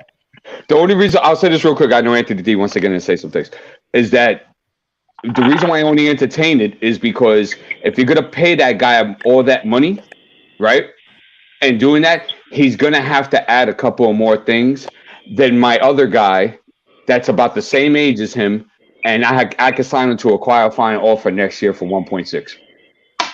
Oh, man. So your thing is all about money. I'm saying my thing is money with production and a longevity of that contract looking a certain way after a couple of years.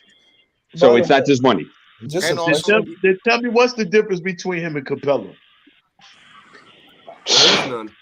Well, Capella does have like a little float game. He can actually reverse pivot with his feet. Of course, Mitch is probably more agile and a little bit more athletic than Capella, but no. Besides from that, not very much of a difference. And by the way, guys, probably so. He had 2 point guards. He had James Harden. He had Trae Young. Oh no, but I was to talk about the individual game. But I see what you mean, though. Like if Mitch has a point guard, we'll see some quick Capella 12 games with 5 blocks. I get you. But here's the problem, Sam, because I agree with you. But it's not on the fans. We're sitting here beating ourselves up. Management should have figured it out. Right. Could you imagine Mix on a 4-year, $55 million deal? We'd have one of the best assets in the league at that value. Yeah. And he's what, 23? He's been in the league 4 years, guys. He's only 23 years old. Mm-hmm. Can you guys name a center that we could replace Mitch with? I'd love to hear it. Because otherwise, you're starting Sims, right? We can't rely on Oh Noel. no, based off of the money, you know who they're So starting. I can't think of a better guy to keep than Mitch. I could go in the draft and get Jalen Duren. You could, D, Crazy. I'm starting Noel. What you talking about? D, but you could. But the thing is, like I told you, with the way that our front office is set up, like we've already established with your history, we'll get a foreigner. You know I'm what? just saying. I just mentioned this to you the other day, 2D. The same center from Arizona, Coloco, whoever his name is. If you want to get rid of Mitch, go get him then. I mean, I'll get Duren before Coloco. Duren is the number one center besides home. He's the number one big man besides Holmgren in the draft. Duren is. Yeah, but they're gonna go before we even could touch him. So I mean, that's not true, Stafford. That's not true. Possibly get Duren. Yeah. Duren top 10. If we get in the top 10, we can get Duren. Okay. I'm just saying that because I hear a lot, and I think you guys hit it right on the nail. I think the fact that we haven't seen Mitch really what Mitch really could be is because we got no playmakers. And we got no playmaking play on the perimeter that can make life easy on him and put more pressure on the defense, especially in the paint. So, but the question is that we've been asking for this forever. So, and I talked about this with Freezy last week on the show. We haven't done it last year. We haven't done it the years before. What makes us think that we're actually going to do it this year? And then if we go ahead and sign Mitch for the $50 million or whatever it is, right? 15 million a year, whatever, right? Is he going to still have a point guard that could give him the damn basketball? No, he's not. So that's going to be the front office selling point, D, because think about it. As you just pointed out, that is going to have to be their selling point. They're going to have to tell Mitch or even already do it and say, you know what? We got you a point guard, Mitch. Because think about it. These other teams that want him, they have a point guard. We don't have one. Mm-hmm. Mitch looking at these other options like, man, if I could just get over there, I'm going to actually Luka, Cade Cunningham. So now knowing that, who do we get in the offseason? Great question. Yeah. Malcolm Brogdon? Malcolm Brogdon has a pay pass. Nobody's 40, 50 games in seasons, bro. Nobody's coming here. I don't know who you get. I would trade up, give away a pick, and get Jaden Ivey. I would. I like that guy from Purdue. But he doesn't play point guard. He's not a point guard. especially after watching the recent games, Tricky. He's not. No, it's tricky. He can't read the game. He does not read the game like a point guard. After watching the Purdue's recent games, he's not going to cut it at point. We would be highly disappointed if you're expecting him to be a playmaker and this and that. And like I was telling D Poetic, and he's a telegraph passer. Right. Yeah. Good point. You don't want a telegraph passer. And what it is, and I know people like telegraph passes. That means you alert the defense, and your passes are likely to be more picked off because everybody knows where you're going with the ball. It's the he's like right. And we already got one of those on the team, Freezy. Right, but and it's the difference between Jeff George and Peyton Manning, where Peyton Manning didn't have as strong an arm as Jeff George. He could manipulate the defense and throw you open, whereas Jeff George saw you were open and threw a 90-mile-per-hour fastball to you. You know what I'm saying? It's the difference between Aaron Rodgers and Brett Favre. And Tricky Nicky, you can't just watch one game. You got to watch multiple games. You'll see. Well, I'm from Michigan. I do watch the Big Ten quite a bit. But my point is it goes to your guys' points. We got to have the guys that develop these young guys. How can you expect Mitch to work on his footwork? We ain't got guys developing them. Tibbs won't play him. So to me, I see something in Jaden Ivey. That's all. But the thing about Mitch is the development question about Mitchell Robinson is one that we need to maintain a certain level of perspective, right? Like the Vikings had receivers, Randy Moss and Chris Carter, right? You never sent Chris Carter deep. You know why? Because Chris Carter wasn't a deep threat, right? And you never sent Randy Moss on slants across the middle into linebackers. You know why? Because Randy Moss wasn't going in there to get the ball. Randy Moss's slogan was "Chunk it, Dante." Right? And straight cash, homie. You know what that means? That means I'm going deep. I don't care what the defense do. They can't stop me down here. Dante. Dante, chunk it, Dante. That's what he used to say. on every down. Just chunk it, Dante. I go get him. They can't stop me.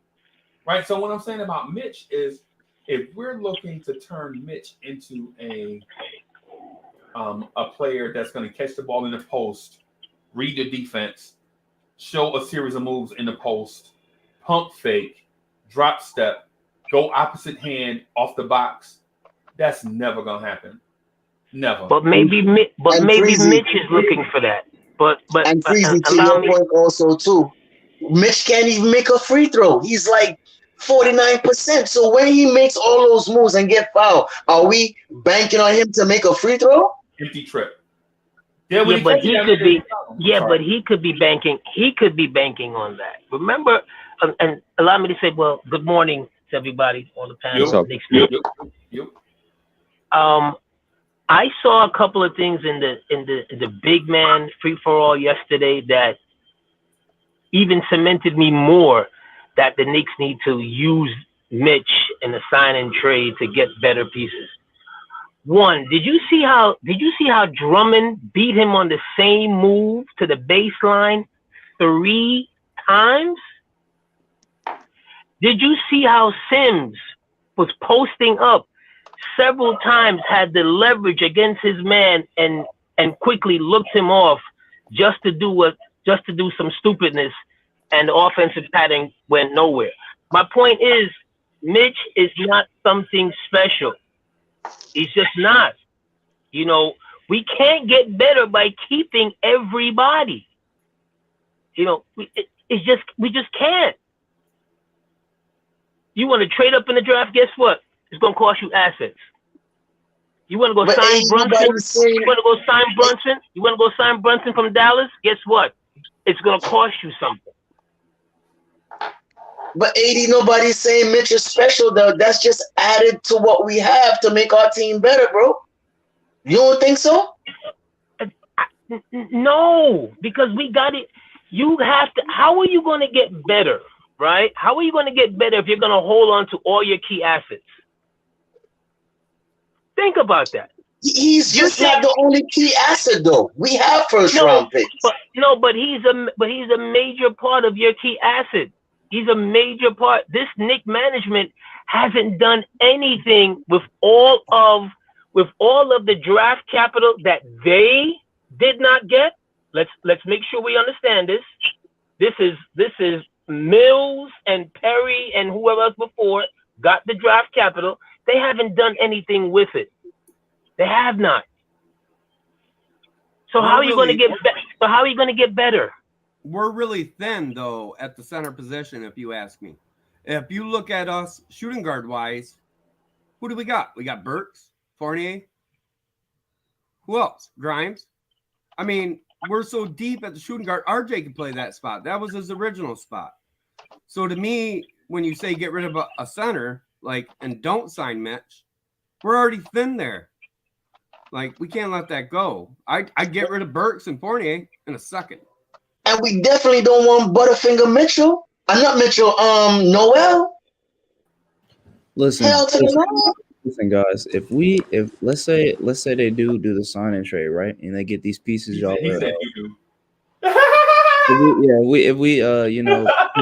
That's what the Knicks remind me of right now. So that's what I was talking about. Yeah. But if we do the sign and trade, right, and we get these pieces, like they're alluding to, the guys that we have available, just off of free agency alone, it's pretty bare. I know people are gonna give me the Mo Bamba in the chat. I'm pretty sure that's coming around, and we're gonna hear about Mo Bamba.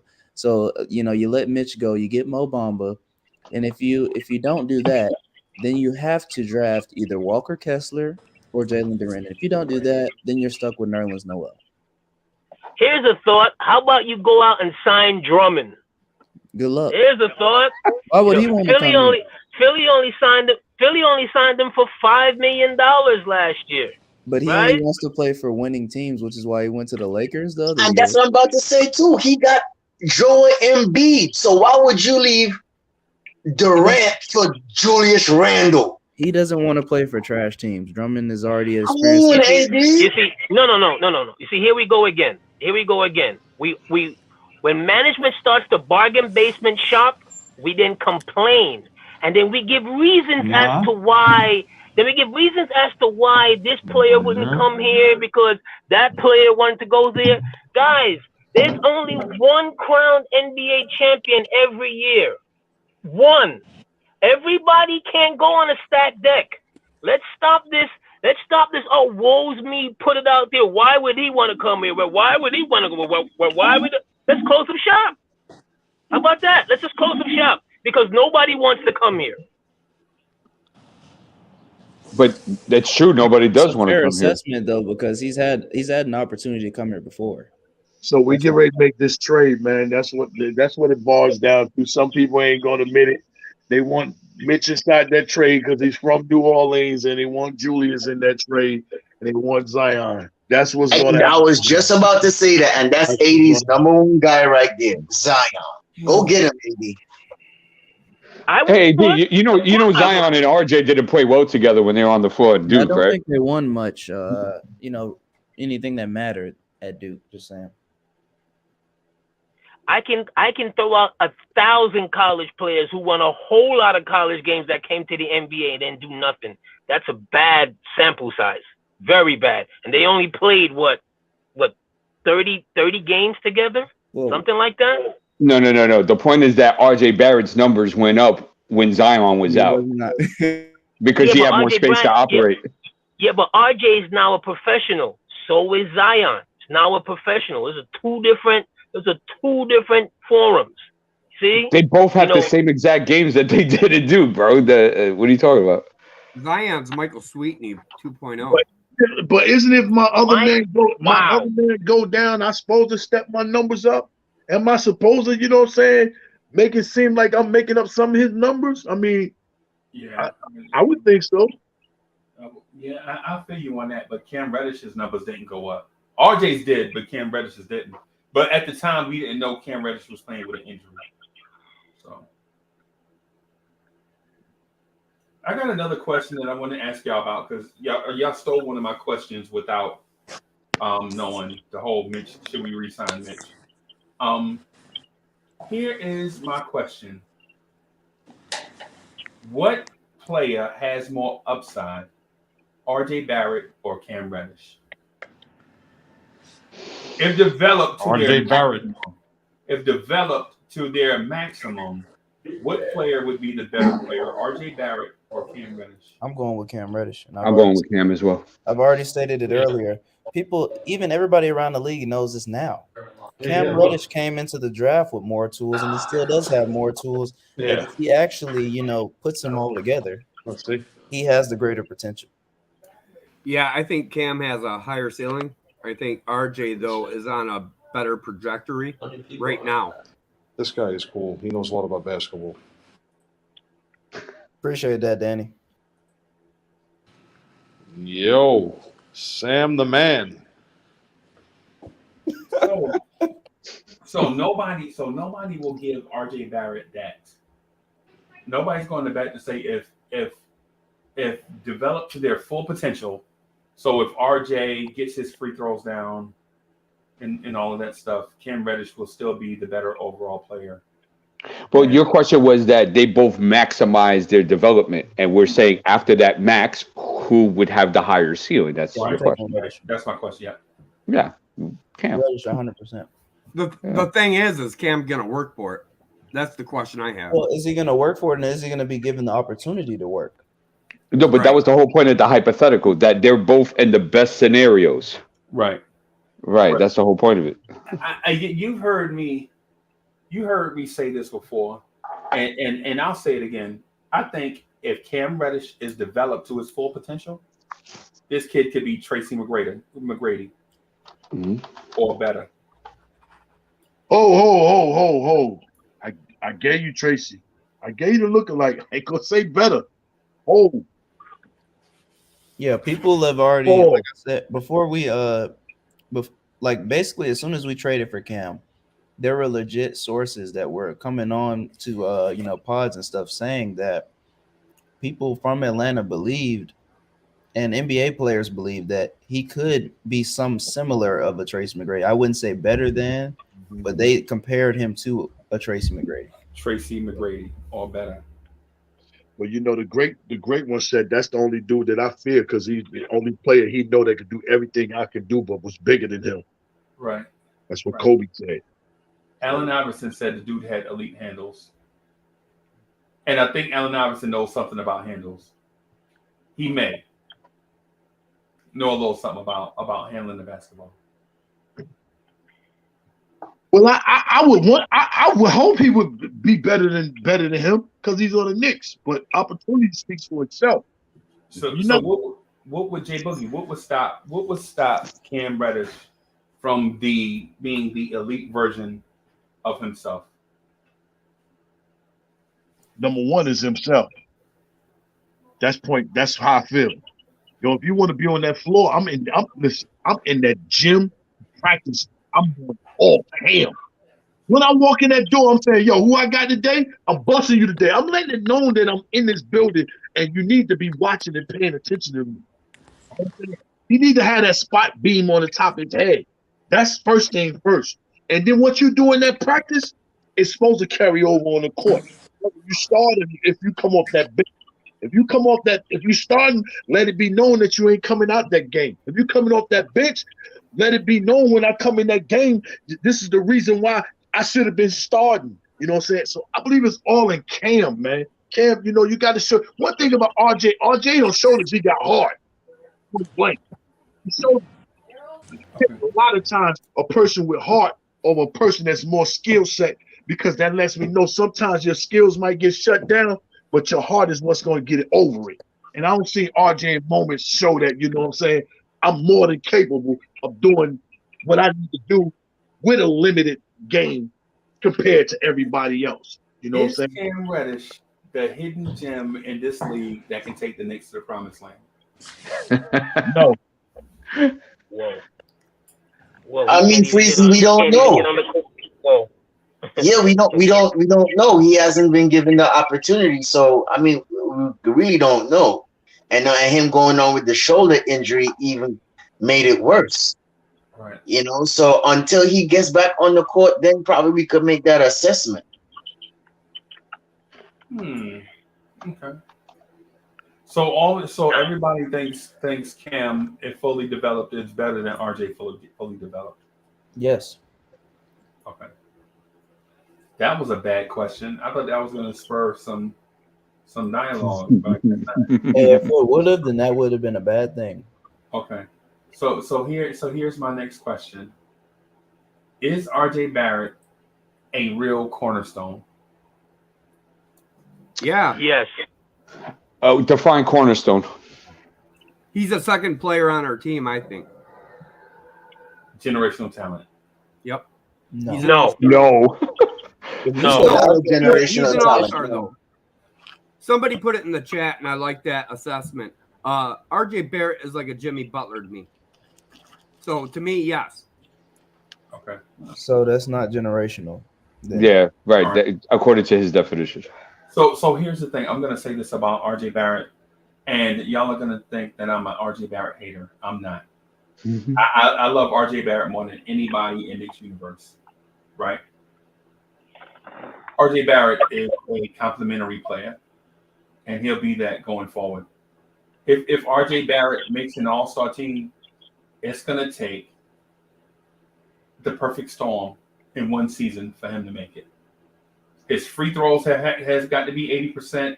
His three-pointer has to be at 40%, and he has to finish at the rim at a higher clip in order for him to make the all-star team. And if one of those things don't happen, RJ Barrett is just a good player, not an all-star. All RJ got to do is act like he missing a free throw. His percentage to go up. All right, do that again. Right. The question you asked, though, was cornerstone, right? I never said generational. He's not generational player. He's a cornerstone key piece to the Knicks. Maybe he's the third guy. I would go to the third guy. But, yeah, I would keep him. I would say if you can get two all-stars, whether one develops on your roster and you go sign another one in free agency, or you draft one and one, say for instance, you draft Ben Mathurin, who is our savior, and Cam Reddish develops into the star that we think he is, then RJ Barrett is the perfect complementary piece.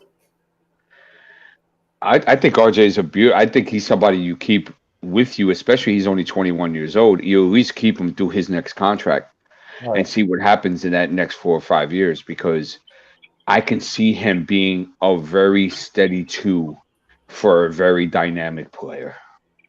A very steady two. Yeah, for a very in support of a very dynamic player. Like he'd be the perfect two for Jason Tatum. Yeah, you need something along that nature. Yeah, superstar at one. He'd be the Pippen type player. Okay. I can see high value with him there. But as far as him giving the keys fully and saying, RJ, take us to the championship contention, you and your list of goons, no, I don't think that's good. Yeah. Yeah. I'm gonna say this. I think RJ Barrett is the third best player at best going forward. Even at 21, I know he's raw, but he don't give you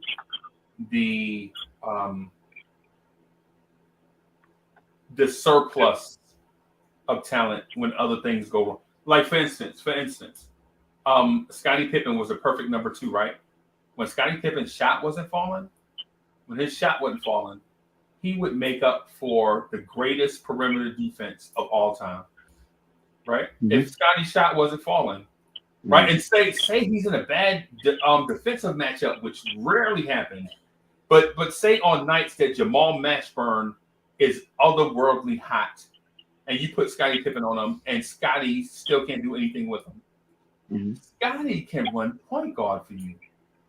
Mm-hmm. Still, Scottie Pippen can legit be your secondary playmaker next to a point guard, right? And do other things. If RJ Barrett is not scoring efficiently, and I know he's only 21, right? I know he's only 21, but what do you project RJ Barrett can do when he's not finishing around the basket, when his offense is not there? His rebounding could get better. From a guard's perspective, at 6'7", and he's a power player, his rebounding could get better. You know, I like up that point you brought, Breezy, when you're talking about RJ. My key, he's got to develop a right-hand shot or he won't get better. He's got to be able to go left and right. We already know he dominates left-handed, but if he can go right, become a little bit more ambidextrous, watch out. Yeah, but that's development. What I'm saying is when your shot's not falling, what else can you do? What can you lean on? Right. Yeah. Because a lot, like for instance, in the Memphis game, RJ Barrett was a negative to the team in that game because his shot wasn't going. He was getting blocked at the rim by Jaren Jackson, a 3-point shooting big. But he is a defensive player of the year candidate too. I'm not going to disrespect Jaren. Okay. Well, hey, you know what? Yeah, let's give him his credit. Well, let's talk about yesterday. I think yesterday is a better example where you had a lot of key guys missing for the Nets, and he still shot 8 of 21 for the field, 1 of 5 from 3. Did go 7 of 8 for the free throw line, but he also had 3 turnovers and 2 assists. Right. What else can RJ do? Like, what's projectable for RJ? He has to really develop his jump shot, because since he's a guy that only drives one way most of the time, he has to be able to have the closeout really attack him so he could attack the closeout. If you notice, he has a lot of wide open 3-point shots because teams don't respect that he can hit it. Right. And he goes through stretches where he does prove him right. And Evan Fournier said that in his introductory press conference. They're like, "What do you think about RJ?" And he was like, "Yeah, a lot of defenders went under the screen last year because they didn't think he could shoot." Remember, in Evan Fournier's first press conference, and they asked him, like, "What do you think about playing with RJ Barrett?" Yeah, a lot of guys went under the screen last year. Yeah. And so, and even though that made people uncomfortable, it was the truth. Yeah. So, and it's the case this year as well. Right. I mean, that's a good point, D. Like his jump shot, I think he is getting better in the mid range, but it's mostly coming off of a fadeaway jumper. He's got his back to the hoop, and then he's turning around. He's hitting the shot maybe 12, 14 feet away from the basket, but he doesn't really have that 18, 20-foot jumper. No, I mean he does have a mid range. His quarter three numbers have gone down this year. God. His what? Okay. Yeah, I don't know who that is. Oh, it's Danny. So yeah, I mean if you kind of look at all his shooting numbers from everywhere on the floor, he's like below 40%. He's actually, I'm being nice about that. He's actually below 37, 36%. Right. So yeah, man. You know, this month he's shooting 27% from three this month so far. And he's shooting 39% for the field. Yeah. What's going on, Ron? You gonna tell me don't talk to me about trading RJ? I know that's where you're gonna come at. What's up, fellas? What's up? I'm listening. I'm gonna interject in a minute. I see y'all in y'all bag. I don't want to cut nobody off. You know what I mean? But hey, I'll let y'all know my feelings in a minute. Good to see everybody, by the way. Yeah, you too, man. We took one on the cheek yesterday. Don't tell me about trading RJ. See? That was, see, I know he's going there. Yeah, man. My thing about y'all want my opinion? Me and Jay Boogie had a nice conversation yesterday. And before you go real quick, my only thing about RJ, how Steve Nash your people when you ain't got no handles, dude? I don't understand that. That's your people. That again. You got no handles, dude. Yeah. And Steve Nash is the reason why all these guards in the NBA, they don't give this props for that Steve Nash dribbles going straight through the 3 seconds, dribbling around and not picking up his dribble. That's that Steve Nash dribble. So if you raised up by that man, how he don't have a handle? I don't understand that. Hey, that's a great point. That's a great point, man. Baseline Nash, man. Oh, man. Hey, I got something in the oven. I'll be right back, y'all. Hold on. Yes, I'm trying to eat healthy. Stop judging me. Do your thing, man. Do your thing. So y'all asked me about RJ, right? Me and Jay Boogie had a good conversation yesterday, man. First I got to say about that game yesterday, and I don't want to hear nobody talk to me about no Derrick Rose. The New York Knicks got to find a dependable closer. It's pathetic, man. It's pathetic. I mean, we come out of a timeout after we was about to choke with 7 seconds left on the shot clock for Fournier to turn that ball over in the corner, trying to throw to Mitch. I'm like, man, you can't. Hey, we always find ways to lose. We're very consistent at that. Close games, we can't win them. I don't look for us to win them. But looking at that game yesterday, what stood out to me is the loss of Cam Reddish was huge. Cam Reddish, any shot the Knicks had for people who think about playing went out the window when Cam got hurt.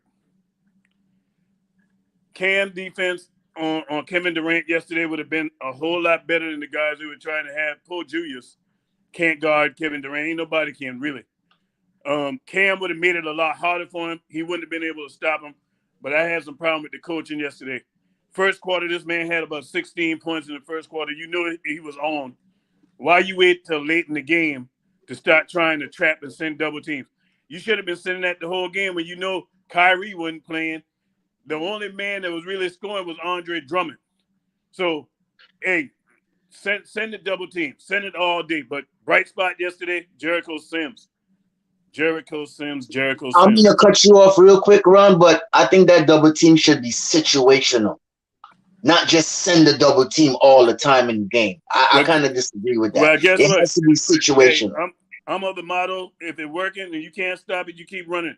It's just like RJ going left. Everybody know RJ going left. They pretty much can't stop it. You hope he missed. So until they show me they can stop, they can adjust to it. Because Kevin Durant had a problem with that double team yesterday when it was coming. And you don't have to double team from the same spots every time. You can come from different angles with it. You know what I mean? But you can throw that at them. But could have did that a lot throughout the year, but they didn't do many of that. So no, didn't do that. Tom, and then this is another thing that got me teed with Tom yesterday. Situational basketball, man. You can't blow all your timeouts. You got to leave one.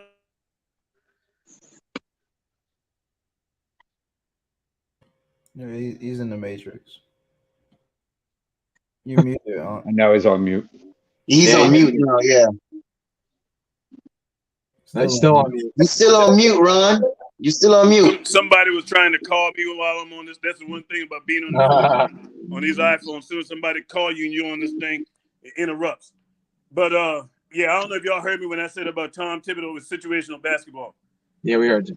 Yeah, you can't blow your timeouts, man. You can't blow them all. You need to save one, especially the way that game was looking. You could kind of tell that game was gonna come down to last minute or so. Julius Randle, I'm gonna tell you, I ain't got no problem with Julius Randle, man. I really don't. I've come to accept Julius for who Julius is.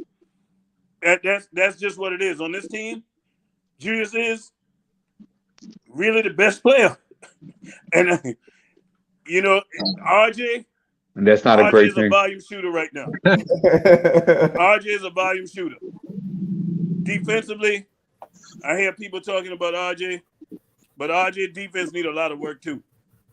He needs a lot of work. And that free throw, I don't care what he do in the summertime.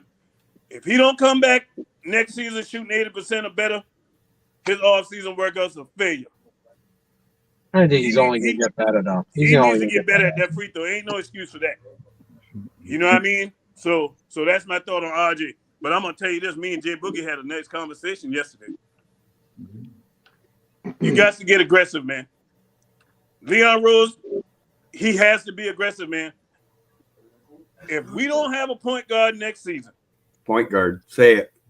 If we don't have a point guard, I love Deuce. I think Deuce could be a very good backup. You were just going to give him the keys last week. Huh? You were just going to give him the keys last week. No, I wasn't going to give him the keys. Don't do that. Hold on, yes, you did. Yes, you did. Like Pete Rock and CL Smooth. Oh, no. That ain't what I was saying. He was going to give him the keys for the rest of the year, maybe. I was going to let him play for the rest of the season because I didn't want to see Alex Burks playing in that. I told you about Alex Burks. The first time I came back on this thing. Alex Burks is not a point guard. You drafted, the reason why I would give him the keys, you drafted this guy at point guard, and your coach, Tom Thibodeau, banged the table to bring that guy here. And for him to not play him was suicidal to this team. And you push him quickly out there to play point guard. Suicidal to the team. So ain't about making him the starter. So don't go there. Don't go there with me. You did say that, right? I ain't the one. But no, you are the one because you already said it. But hey, no I'm problem. gonna tell you like this. Don't try to twist my words, man. I know what I said. Don't do that. I know what I meant. Uh-huh. You got a funny way of trying to twist people's words. I've been watching. Is that so? So okay. To go further, keep that in mind. I'll tell you like this. Shots fired. I say what I said, and I mean what I said. That's one thing you'll never get twisted with me. Whatever I say is what I mean. I don't read between the lines and all that when I speak. I don't do that. I'm a straight shooter, straight off my shoulder. You know how I feel? If I like a player, I like him. If I don't, I don't. Do I like Deuce? Absolutely.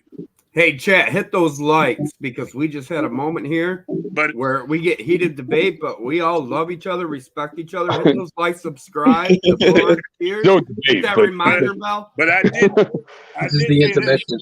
And I ain't gonna back up off of this. Deuce is an elite defender. Oh, we knew that. He's the best defender on the team. And no ain't no ill will D's balling. Ain't no ill will, man. But you just accused me of twisting people's words, so I don't know. You just accused me of twisting people's words. Well, you took my words and you changed them. So what you call no? Because if you want to go, if you really want to go back to the situation, we actually had to talk you. Yes, okay. We actually had to talk you off the ledge of that because we told you that there wasn't enough sample size for him to do that, and that G League doesn't mean much if you really go back to the tape. Yeah. So that's fine. I don't twist words, brother. Don't do that. That wasn't a G League game. Was that a G League game? I talked, but that's gonna leave that out there. That's so I don't twist people's words. I said what you said. You just changing it up, which is fine. That's no problem. We all change with the truth. Hey, but I can tell you this. We all know, like I said, man, this guy, when it comes to Deuce is a very good player. Gonna be a very good backup. But the Knicks got to go get a point guard. And Leon Rose, if he don't get a point guard, he should be fired. And I don't even trust him to get one. I think we can agree on that. If he doesn't needs to get be one, fired. he should be fired. You're right. And I don't trust him just because of Tom Thibodeau, man. Nobody was knocking at the door to bring Tom Thibodeau back to the league. That guy was basically begging for the job. Begging for it. And you brought him in there. So that's where the Knicks stand at. And I'm kind of glad this thing working out the way it is. You know what I mean? And like I said, and shout out to my man in the chat, because he said exactly, my man Visions, last thing on Visions, he says Ron wanted Deuce to start for the rest of the season. Exactly. That was my word. I ain't say he was the future. I wanted him to start for the rest of the season. And that's it. I'm going to pass the mic to somebody else. Somebody put in the chat, Trey Jones. How do y'all feel about that? He would have been cheap, and he would have been serviceable. That's what, Grizzlies? No, Spurs. Spurs? Oh, okay. Man, we need a point guard so bad. It's been killing us for years. That's right down my alley. Y'all remember my alley? Yeah, no, I remember. We got RJ, we got Cam, Trey, go get Zion. Y'all want Trey? You might as well go get Mike Krzyzewski. Man, leave Mike alone, man. It's funny, bro. Hey, now D's balling. So Jay Boogie said the same thing. I must admit, I said that a while back too. I don't know. That what? I think if you're gonna get Zion and put the band together, you need to go get the whole band. Yes. Yeah, but he can't. You guys are out of your mind, because he can't even get these 4 first-rounders to get to a Sweet 16, and you're going to go ahead and have him coach an NBA team?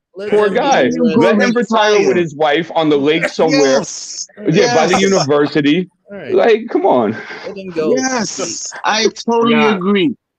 And within that same game, the only guy that came to play was Banchero. Otherwise, all those players are garbage. RJ Griffin, the little dude with the ponytail, all of them. They just sat up here and lost to Virginia Tech, guys. We're not going to sit up here and act like that. I tell y'all one thing. Y'all said something about Cam that really, I was thinking about Cam, and y'all talking about his game and who he has the potential to be. My only question with Cam, and I'm a Carolina fan, so I watched a lot of them. That one year they was there, man. And I hate to even go there about him. I think sometimes you got players that can be a little bit too smooth and a little too laid back. You know what I mean? They can have the skills, but then you got some players that have the skills and they got that get out of my way. I'm getting mines. And Cam really comes off to me as somebody who's very laid back. And at times a little too laid back, a little too passive. You know what I mean? Because even when Zion, if you go back and look at that one year when Zion got hurt, and RJ took them reins and like, hey, let's go. Cam was basically sitting back, spectating. Yeah, but Ron, he's 22 years old. But some you are who you are, though. That's the thing that's concerning. You know what I mean? When you look at the physical tools, they're all there. They're there. One thing about it, to be honest with you, we got to get out of that time frame. Dude is only 21, dude's only 22, 23, because that's why they let them young boys up in here in 23. They let them young boys up in here because they know they're capable. The game has changed. So if you get to 22 and you 23 and your game ain't like that, that's on you, boo. That's on you. You got to the coach got to play him too, though. Yeah, but perfect example, John Morant. How old is John Morant? 21, 22? He played 2 years in college, though. Exactly. Come on. And then it goes back to your mental makeup, that whole age thing, I think it's overrated. That whole age thing. Somebody's got to mute, man. But you know, though, it goes back to your mental makeup, man. Because I played with guys, man, and a lot of them guys I played with, you know what I mean, they were big. And you look at them and they had the skills, man, but they were soft and they were laid back. And I ain't gonna call them soft because this game don't scream soft.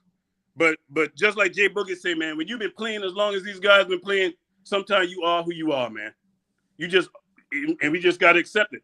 And that's my only thing with Cam. I just hope he just get that fire, man. Just get that fire. And let that thing come out on the court, man. Tell people get out the way and just take over. Because the Knicks waiting on it. The door is open. He ain't gonna, fellas, let's think about this thing. He ain't gonna find a better situation to come in and say, hey, I'm that guy, I'm that dude, I'm coming and taking one of these guys' spot. I don't care how long you've been here, your spot is mine. Right, and that's true. I gotta agree with Khaled. If you don't have that mental makeup and that attitude and that aggression, it's a waste of time, bro. Right, well, it depends though, because like Wiggins, for example, got that stigma for many years, and then when he went to go to State, he became a completely different player. Well, because he was choose to be the number one option though. You see, when he went over to Golden State, it's a total. He don't have that pressure, D. Well, I mean, he was playing with Karl Anthony Towns too, so it wasn't always him with the number one. My point being is that environment and culture matters. And that a guy may not have the head strength or the emotional strength for it, but depending where they go in life, like, we weren't born with the, greatest mental strength and emotional strength. That's stuff that was built by our environment, whether it was our family, whether it was in the streets, wherever it was, whether it was on the basketball court, it doesn't matter.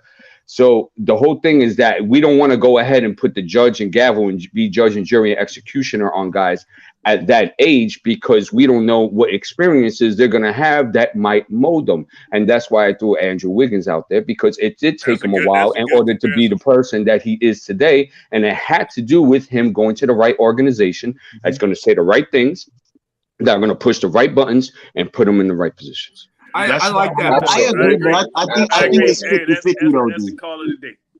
That's a great thing. Hey, Deez, you was training like Rocky when he had that gray hoodie on. You came up with that one, boy. You was in your bag, then, boy. Nah, baby, that's that loaded Lux gray hoodie, yo. You gotta. My bad. And Deez, I keep telling you, man, we gotta get you in that front office, man. Hey, man. Joking, and I'm straight up, man. We gotta get you in there, man. Hey, man, I don't want to work with James Dolan, man. Huh? I don't want to work with James Dolan, man. Hey, who say you got to work with him? You just got to work with him. Look, he pays well. Look, if it matters for anything, he pays very well. Yeah, that is true. I need to work with James because I need to go in that studio. Let me get in this studio. Forget all that. Let's go and make this banger, James. Hey, so what these ballers just kick it to, man, is I'm a true believer in this, man. Life lessons learned from the things you go through, man. Either you learn from your lesson or the things others do. You know what I mean? And so, and that's really what it comes down to, man. And when I look at Cam, and I agree, somebody said it earlier. I saw it in the chat. If Cam would have got drafted to the Knicks, like RJ came in, we would see a whole different Cam. You see him on the bench. I'd agree. No, I wouldn't say you see him on the bench. I'd say you. He wouldn't be on the bench. And that would have been before Thibodeau too, because Fisher would have played him. Fisher would have played him. Fisher would have played him. Yeah. He would have got opportunity right in. Right. Hornacek would have played him. See, I want to say something to Uncle Ron's point though about with the Knicks. You look at this team, it's for the taking. What player is going to step up and do it? Now, here's my listen to me 1 second. The last one I can remember that did this was Jeremy Lin. Ooh, you ain't gonna gloss over that, partner. You gotta say it, because that was great. That's a good point. And Randall, I'm seeing taking a step back this year. RJ is trying to be that guy, but he's not quite there. We need Cam to be Jeremy Lin-like. Take it over. Well, he can't do anything. He's out for the season. Yeah. I know that, Cam. Come on. There you go. Yeah, that injury came at the worst time. And I remember when he first went down, man, I told Soulfinger, because we was watching that thing doing the play-by, and I was like, Soulfinger, that looked like that's a separated shoulder, man. And I think that would have been his breakout game too, because he had like what, 17 points or something like that. Yeah, he had 17 in the game against. It was multiple times where he's had 17. Yeah, he had a couple. He had a couple of them. No, but this game that he got injured was this game that he got where he was playing though. That's the game that he got injured, right? Was that the Dallas game? I got that right now. I don't think so. I knew he was blowing somebody out when he got hurt. His last game was. Let me see. Is that right? It Yeah, it wasn't was against Dallas. Sacramento. Yeah, it was Sacramento. And he had 2 points. It was another game. He had 17 the game before. The Against the Clippers, against Phoenix, he had 6, and against Philly, he had 7. Yeah, against the Clippers, he did that crazy underhand layup, which was, I saw a little bit in Cam. Yeah, I seen that. That was crazy. So where everybody stand with the squad right now? What y'all want to see for the rest of the season? Play the young guys. Get a good draft Sit pick. the vets. More of the same. Want to see a lottery pick. And listen, Sit the vets. Tibbs is who he is. I don't expect the man to change his stripes. We get some injuries. I don't think guys will be rushing back from injury now, so some injuries will be opportunities. But the team is playing better basketball, and I think Tibbs realizes. So I think you should expect what we've been seeing the last month, the rest of the season. I want to see a lot more Sims. He did say it in his press conference too that he's going to be playing. So I don't know if you listen carefully, but he said about young guys and they make mistakes and all of that. So he realized that he have to play these young guys now, and he has no other choice. So I mean, the young guys is going to take us to the end of the season with the 14 games that we get left, and wherever that we end up with a draft pick, we must hit on that pick. We must hit on that, and that's very important. And I think this offseason is very important. Before we do that, Stafford, right? Are we going to end the discussions about playing and stuff like that? Because we are 5.5 back. No, I'm sorry. We're 5 back. No, my bad. 5.5 back from Atlanta, and we're 5 back from Charlotte. I tell you my opinion earlier. I really don't care. I just want to see the young guys play and get experience. I don't care. Play in or no play. I don't care. I just want to see the young guys play and get experience. You're right, though. 5.5 back with what? 14 games to go? Mm-hmm. Yeah. So I think the discussion is over, and I don't see Atlanta or Charlotte giving up that much room. And please remember, Washington is ahead of us too. There's 3 teams ahead of us. I'm sorry. Yeah. You got to win and hope them guys lose. I'm gonna tell you what, though. I came to a realization on Tom, man. None of us should be surprised at what Tom Thibodeau is doing, and I ain't talking about just his track record. I'm just talking about self-preservation is something else, man. That guy know this is it. If he doesn't win games, ain't no other team coming for him. This is it. So the fact that he putting out these older guys to play, I see exactly why. That guy is trying to make a case to keep his job, man. That's all he's doing, and is him keeping his job is not for him to develop young guys. Let's just face it. If it was you and me trying to fight for our NBA career, are you gonna try to develop a young guy that needs help like a Deuce? No. You're gonna try to get them W's. Leave it. And that's the problem. And this really falls back in Leon's lap. D, let me ask you this question. So the 5 years that Tim Thibodeau has in coaching, right? Only 3 is guaranteed, right? Am I correct or not? In his contract. I can answer that question for you. All right. Because if it's just 3 years in his contract that's guaranteed, they're gonna let him get his free, because look at how much coaches they are paying right now when they fire. I know Fisher is probably still getting paid. Somebody got to be coming off the books, though, Stafford. Say that again? Somebody got to be coming off the books. Hey, before the only person that's be coming off the books is probably Joakim Noah. Hey, Joakim Noah. I was just gonna say that. Before y'all get into this next conversation, I got to slide. I got to handle some business. Peace and blessings. It's a pleasure being on with y'all. Y'all have a blessed day. Bless up, Sam. Bless up. Study hard, bro. So Ron, I think if this is his 3rd season and he flops, guarantee he's gonna get fired. But to me, in my opinion, they're not gonna get rid of him right now. I don't think so. I'm gonna tell you like this: with that, it's kind of slippery. Because if the truth is out there, like what they're reporting about my man greasing the wheels, old worldwide mess, get ready to grease the wheels. Tom gonna be gone at the end of the season, man. Because I agree, Ron. It might make an ultimatum. James might I make an don't- ultimatum. Say, hey, I don't either think he so. go or you go. I don't think so, bro. Because Hey, D, can you they do me a favor? based on their coaching by relationships, right? And I think they're gonna give him the guaranteed, and then after that they're gonna let him go. I'm gonna tell you what. If he come back next season, I'm gonna cry. If he didn't We'll have start that doing it right now. I got a box of tissue for you right now. I got it I'll right take now it. for you. I'll take it because I'm gonna need it. Hey, D's, can you do me a favor? Look and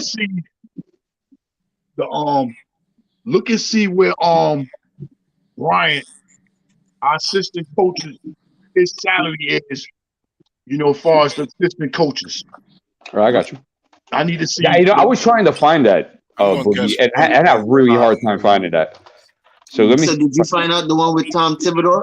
Still didn't find that one either. Okay. Yeah. I think Tibbs sealed his fate when he started so late after the All-Star break, not playing these young guys. That's You know when what? he That's sealed a his great fate. take, Tricky. That's a great take. Because had he done that, he could have had a leg to stand on. He'd be like, hey, I played everything you gave me. Here's your sample size with the vets, and here's your sample size with the rookies. Hey, Steven, that wasn't me that gave out the 5 years, bro. That was the Knicks brass that give Tom Thibodeau 5, not me. He got 5. I thought it was 4. I think it's 5, if I'm not mistaken. That's what I'm saying.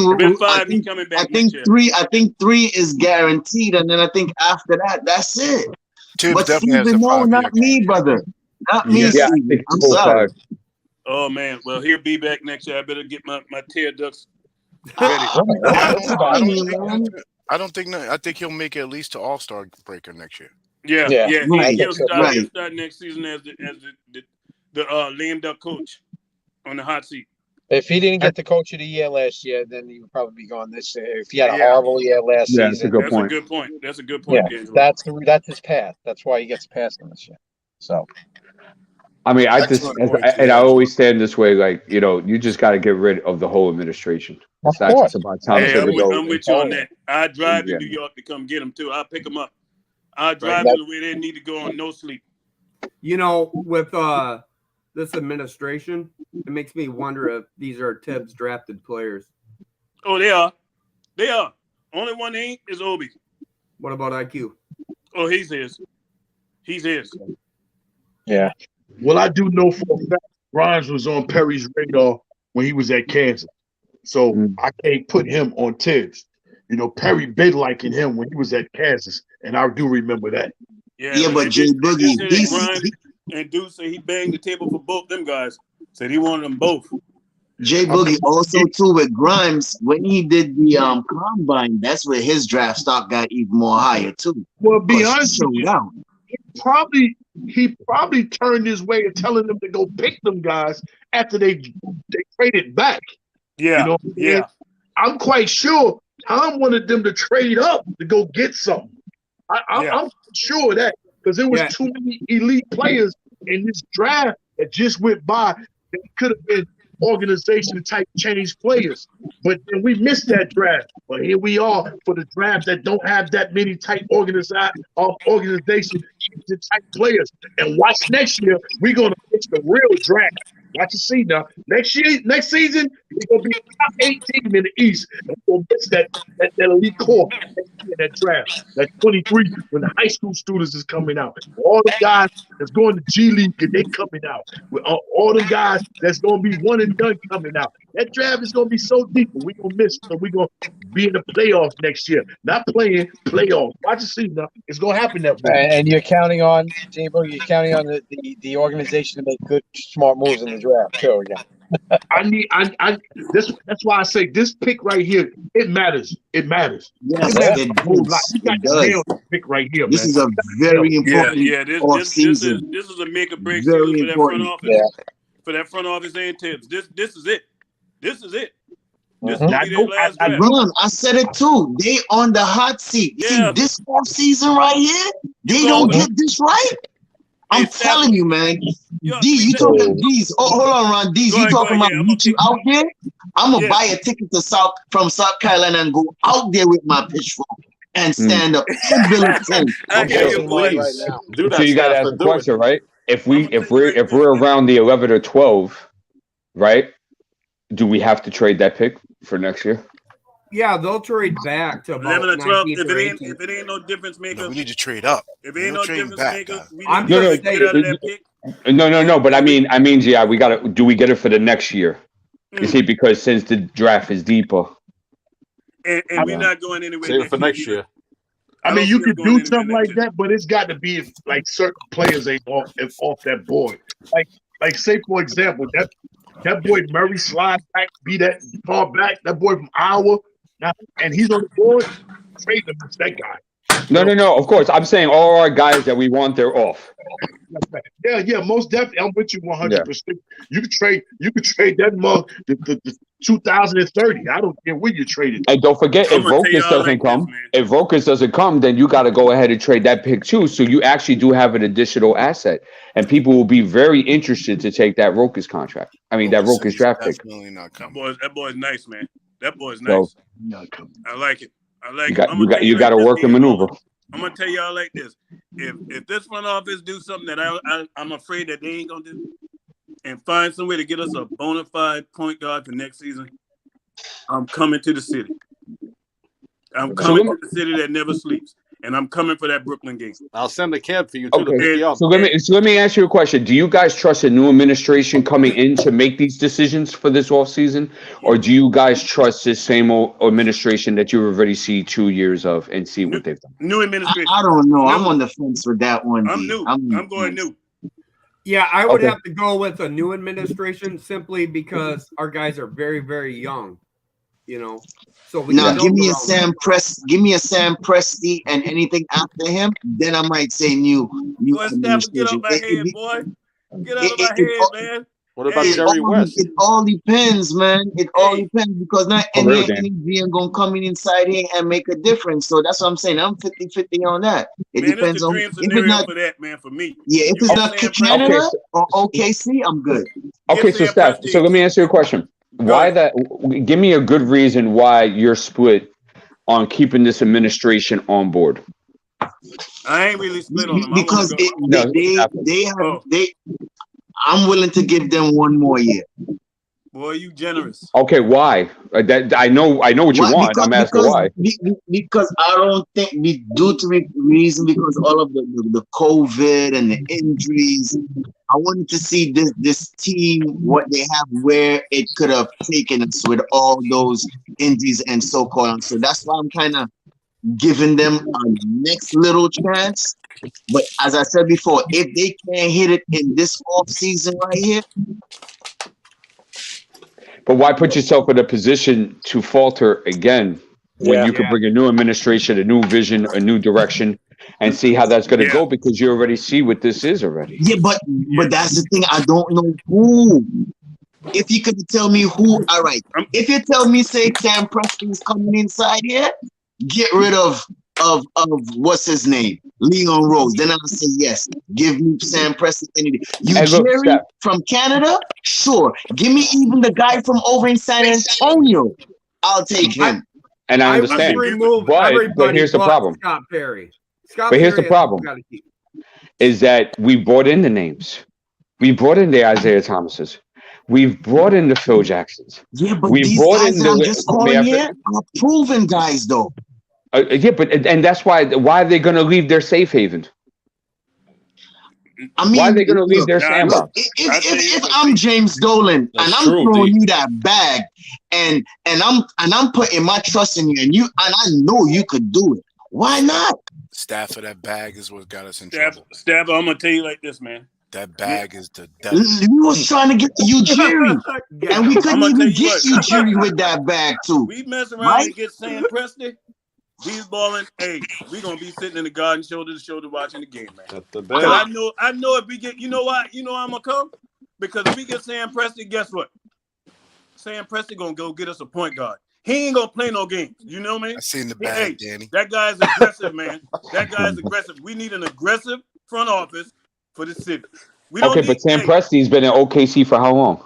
man, He's been there since 2020. Yeah, but I'm 99 tough Seattle. D. Ain't going Sometimes nowhere. money talks, bro. Money talks, and you Hey, know he that. may want the challenge. Hey, think about these balling. If he come to New York, Yeah, and this the why thing. not take the challenge? You get him in New York, and you keep Walt Perrin. That way you put them back together. Here was my point about the names, is that we've done this before, right? And then we could have guys that we have on our list that wants to come, but they won't come because they already know the dysfunctionality of what we talked about earlier today. So I think you're better off just getting some hotshot college kid that aces all the tests, right? And he's got the brains for the operation, and we just want to test out to see how he does. Give you a young cat. It'll be cheap. He's over there under Marks. What's his name? He played for Duke, I think it is. Give me him, that young guy. What's his name? He's the assistant GM. I hope it ain't Duhan. No, not Duhan. He's a young GM for under Marks over there in Brooklyn. In Brooklyn. What's his name? He played for Duke. Oh my God, he's a college player. He played a little bit in the NBA. It's not Duhan, right? You know, even the Knicks missed out on Masai Ujiri, like from the Raptors. And that ain't just it. God, what's his My name? pick would be Jerry West. Yeah. Jerry West. Something Landon. He's got the brains, bro. I forgot his name. Their yo. assistant GM is Jeff Peterson. Trajan Langdon. Trajan Langdon. Trajan Landon? Oh, Trajan He in Langdon. the front office? He's That don't surprise me though. That boy was nice too. He was a professional. You know what I mean? Smart, on the dude. left I side think of the he's, decimal. he's from out of country too. He's not American, I believe. I think you're correct. Canadian. I tell you what though, I'm these me and you seeing eye to eye on one major point, man. The front office gonna really have to go. I can't let him off the hook, Stafford. I gave him year one, man, but you come back in year two, you did the same thing, and it got worse. You try to win cheap. All them picks we got don't mean nothing if you ain't gonna use them. Right, and I can't put that all on Tibbs. I think this is It's a front office failing, man. Yes, exactly. Yeah, so if you this go get a veteran coach, you go get all the veteran players for that veteran coach, man. Right. So what I'm saying is that let's forget about the names and let's just worry about getting guys that are right for the job in the direction in which we're trending. What direction are we trending in? Player acquisition. That's where we're at. We have to gather talent in order to build a product. That's what you need, and you need a guy that shares that vision with you. Right. And Ron, we've been having the same conversation for 2 years now. Hey, you right, man. But You know, I he gotta is stop this balling. thing I right wanna quick, say- man, 'cause my inside is bubbling, man, and I got to get this off my chest. These balling, man. Hey, I owe you a big apology, partner. What's up, bro? Out of line, man. Out of line, man. I got to admit that. And anytime I feel like I'm out of line, I got to correct it immediately. I can't sleep on that. So accept my apology, please. Hey, man, we good. Don't worry about it.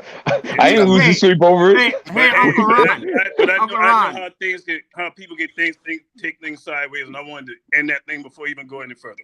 Hey, man, look, I've been in locker rooms. You always been good with me, partner. Even back in the days when I had the show, you used to come on there, man. Yeah. You good with me. Don't worry about it, Ron. Uncle We all Ron, good. can I say Tongue something? get you in trouble Uncle Ron, sometimes. take Huh? it from Yeah, man, water underneath the bridge, Ron. Water underneath the bridge. Yeah, man. You know how sometimes we can get passionate, you know what I mean? Because of this damn team. You know what I'm saying? We were just talking about, you know what I mean? Yeah, if we were talking about a winning franchise, I think everybody'd be all holly jolly right now. But we ain't talking about no winning franchise right now for 50 years. Well, I wish somebody had them tapes from last year so we can look at them things from last year. Boy, we was some happy people last year. I still want to trade D'Angelo to Golden State. Well, at least I'll win a check.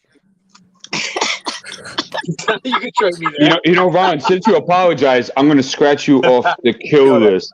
That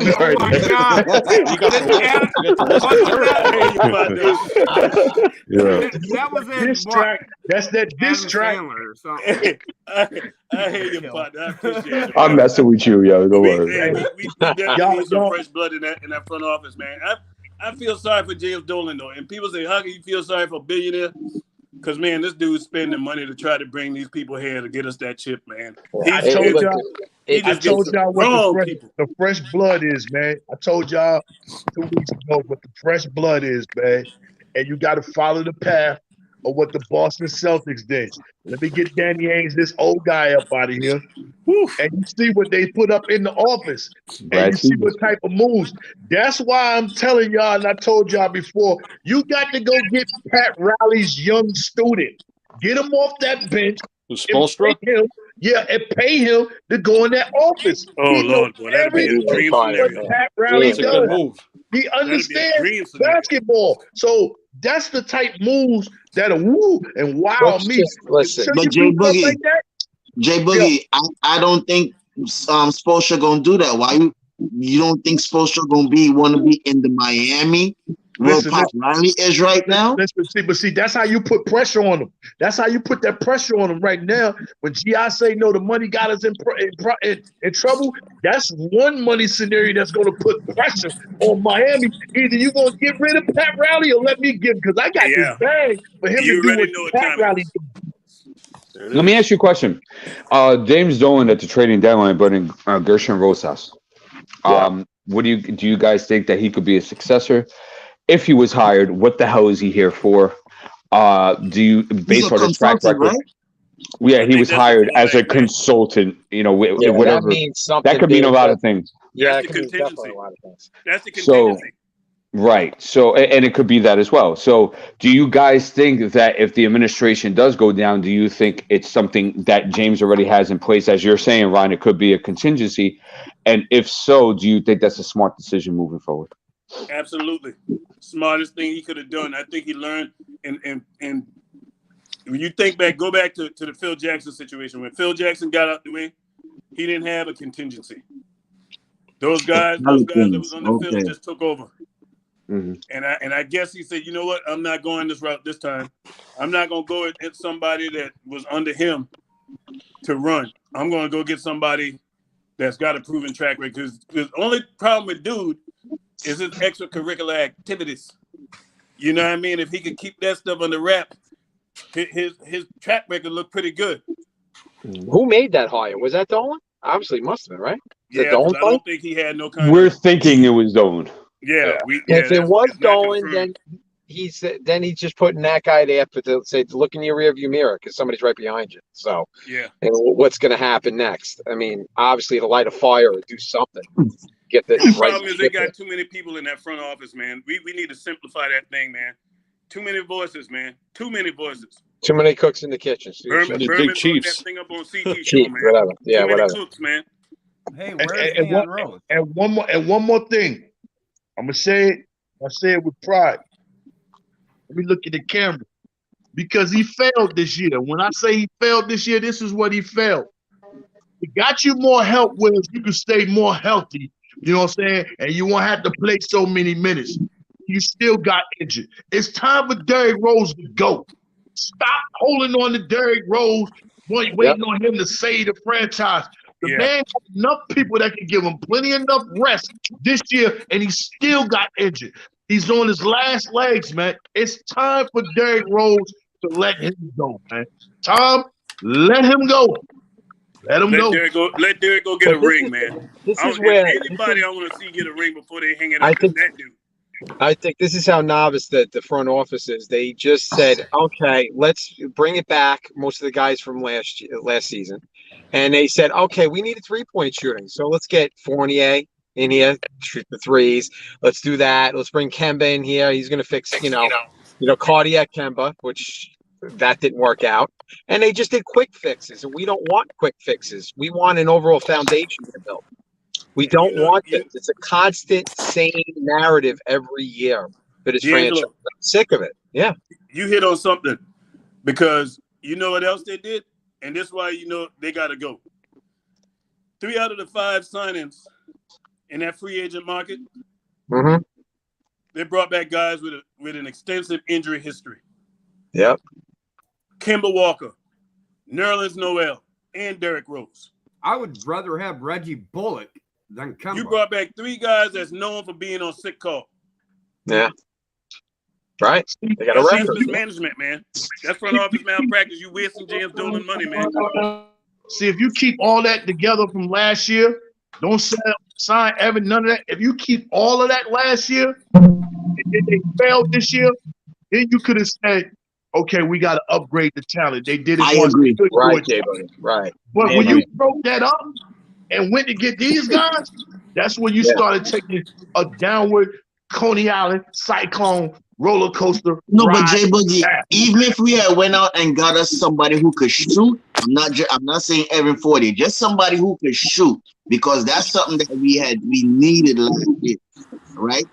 And bring back the same core that we had.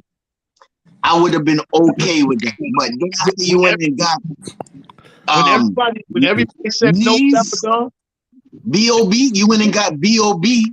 that can't even do nothing. That was really making mistake. Stepping down when everybody said no last year and they didn't want him, and Boston went over there and gave that man $5 million, I'd have been cool with keeping our same core and putting that boy Schroeder inside our starting lineup. Man, I've been yelling Schroeder for the last 4 years, man. I'd have been cool with that. Schroeder would have been a good pickup at that point guard position. We wouldn't With have that no same problem with team. somebody being aggressive. That same team last year and in the starting lineup, I'd have been cool. I'd have been okay with that.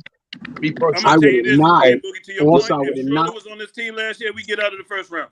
I would have telling you not that right given now. Randall the bag neither. We Yes, get sir. out of Let that me first round.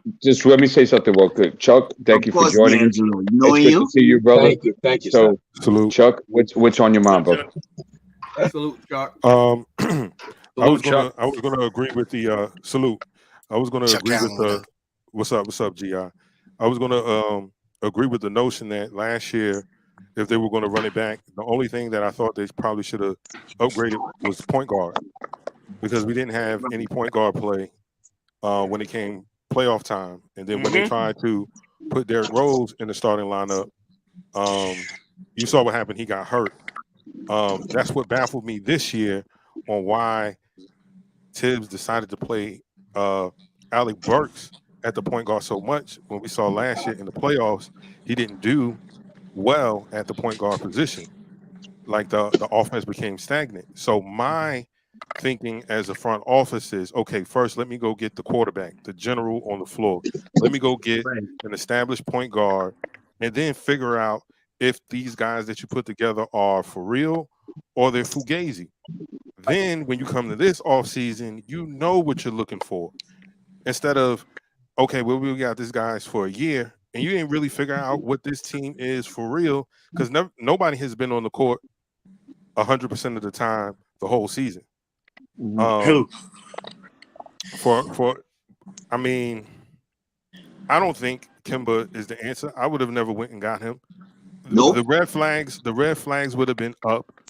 The very first move your head coach turned general manager does is get rid of you, and the next team that takes you don't even let you get in the building. Oh, hold on, Chuck. Go back. Rewind the tape. You got to say that again, man. That was huge. That was huge, man.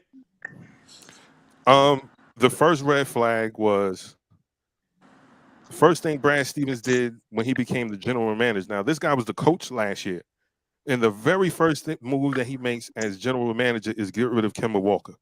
That's the very first thing he does. Trade him away.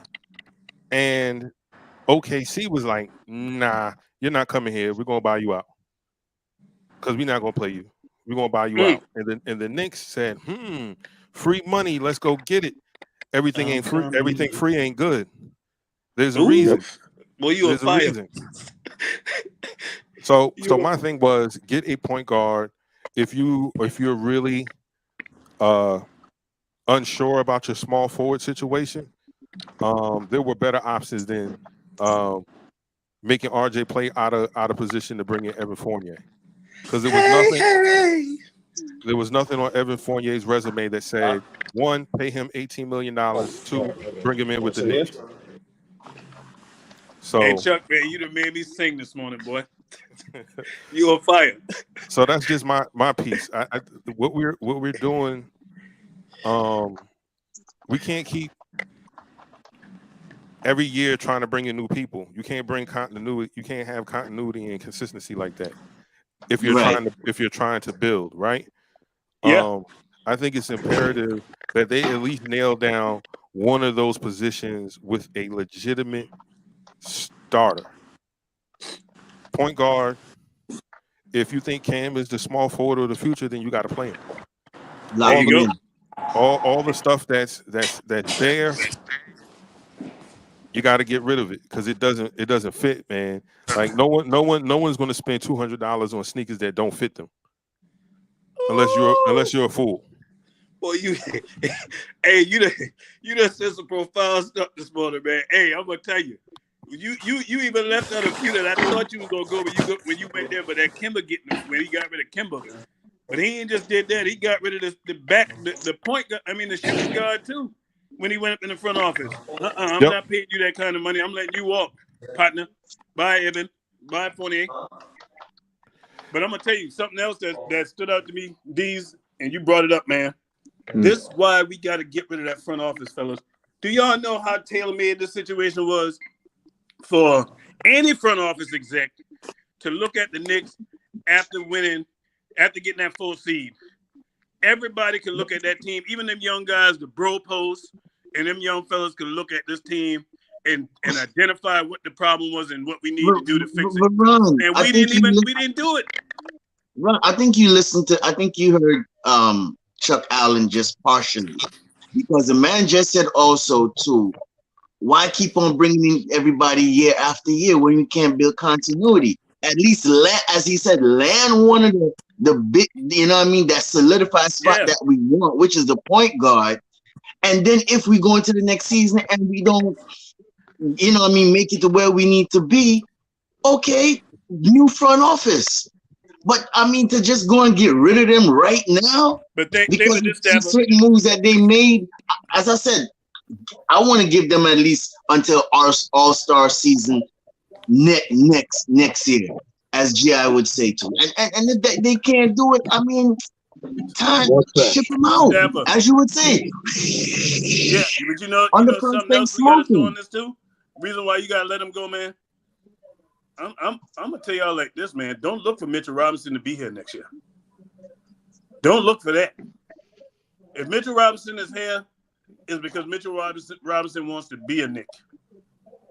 But that money gonna come talking, partner, because we've been stealing production for what we've been paying for him for 4 years. So he deserved his money. That's gonna be another thing that's gonna stick it. Because you take Mitchell Robinson off this team right now. I love Jericho Sims.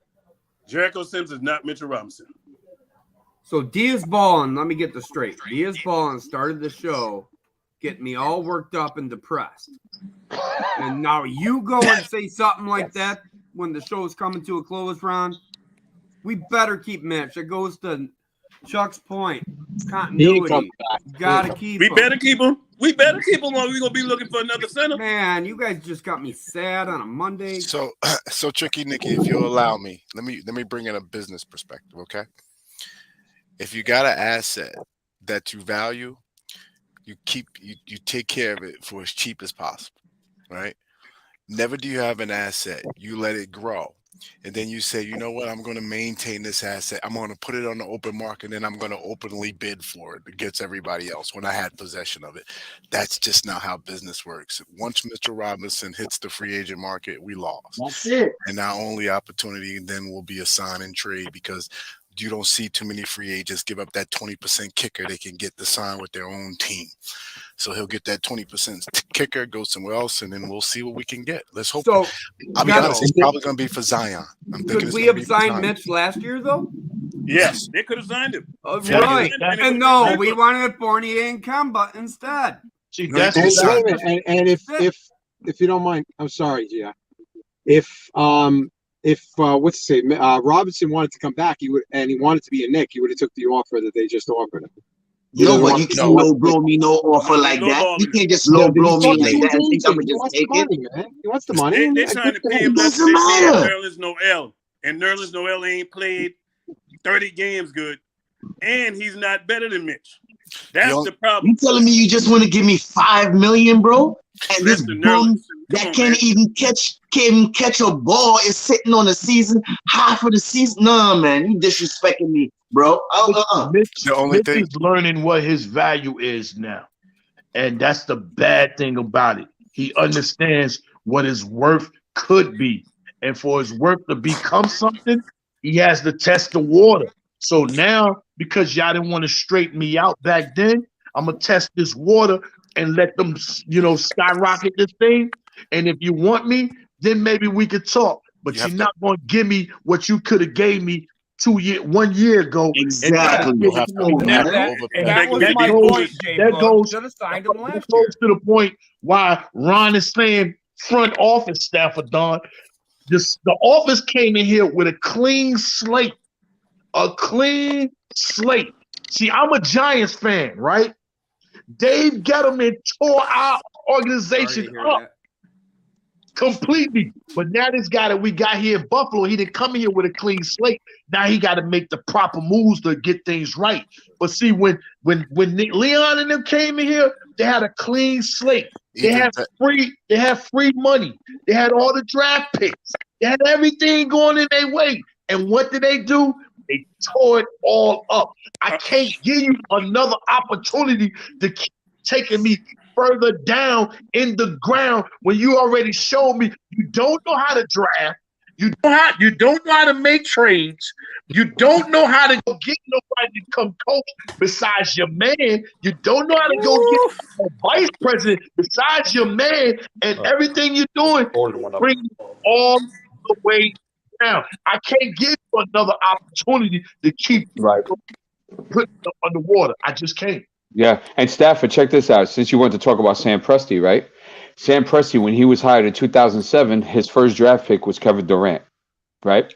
Then he hired a PJ Carlissimo, and he fired him after 1 year.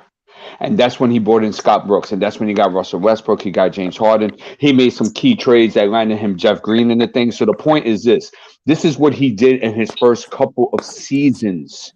If your front office ain't making no moves like that, that's leading to you having sustainable product, you got to go away from. You can't give them no more chances, Steph. You know what, D's balling? You just made me, you and my man, you and Jay Boogie just made me think about something. The way Leon Rose acted in his first few years in the Knicks franchise, he acted as if he was a team that didn't have the prerequisite ammo to make the moves that was needed for this team. He came in and operated like the Knicks were strapped for money, and like the Knicks didn't have picks. The way he operated, because think about it, all those moves he made was safe moves. Everything he did so far, he was trying to be safe and operated cheap. Cheap operations is typically a team that don't have the money to get those big time players and you know what I mean? So the way he operated like he ain't had no money. And he ain't had no draft picks to go get in the biggest market. Everything was right there at his hand, right there in his hand, silver spoon in his mouth. This thing was supposed to jump from a 4 seed, and we were supposed to be. This is the thing. I wasn't expecting us to be better than what we was last year, but I expected this team to be solidified. Hear me out though. You and Jay Boogie and these make compelling arguments. I can't argue with that. I can't argue with that at all. But for some reason, man, I still got to give them the benefit of the doubt. I don't know. What benefit of the doubt are you giving them based on what? No, because I feel like if they came in here to Kaiser Sose's point also too, they could have got rid of RJ. They could have traded everything and just started from zero. But I don't know. If they would have got rid of, I don't know. If they would have got rid of RJ, he would have been out this year. I don't know, man. Because one of the things too with certain GMs when they come in here, they want to make the big splash, right? And I feel like they didn't make the big splash. You know what I mean? We all down on them. You know what I'm saying? There's too many negatives that outrank the positives on this team, so I don't see it. And I always go back to this: the one guy with the most experience in that front office that has a proven track record, that have built a Terry, winning Terry, championship. Terry. You got that guy with the smallest voice. Everybody else's voice bigger than his. That can't be Oh, no. when you're a novice and you don't know what you're doing. You Stop don't come into the teacher in your first year in high school and you telling the teacher what she need to teach. You need to listen to the teacher so you can learn. You come out of the world of being an agent. You don't know nothing. You just as green as the money in my wallet. But you coming in here and you making moves and you disregarding the man that's sitting there that was a part of the Detroit franchise that won a championship. Come on, man. That was foolish. That was foolishness on his part, and we paying for it as fans. Tired of suffering. I don't know. Hey, Stappa, I got a quick question for you. Do you want 82 more games next year of misery?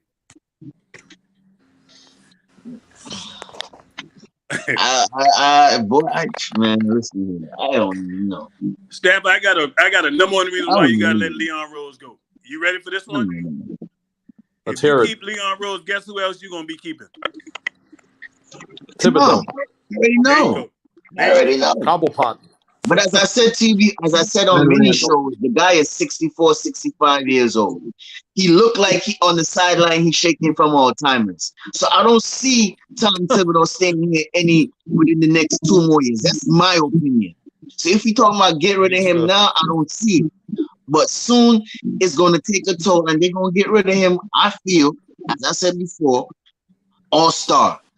If by then these guys and the front office don't get things right this offseason, it doesn't start at my opinion, they need to just clean house next year. Everything just bringing everything fresh. I want to that's just that me. thing, man. I want to hear how Freezy feel about this front office, letting them go for another year. Freezy's gonna get rid of the front office. No, I was just hanging out backstage because sometimes when when you have so many people on this, y'all know how it is. No, you were eating cucumbers. But no, I ate them already. Okay.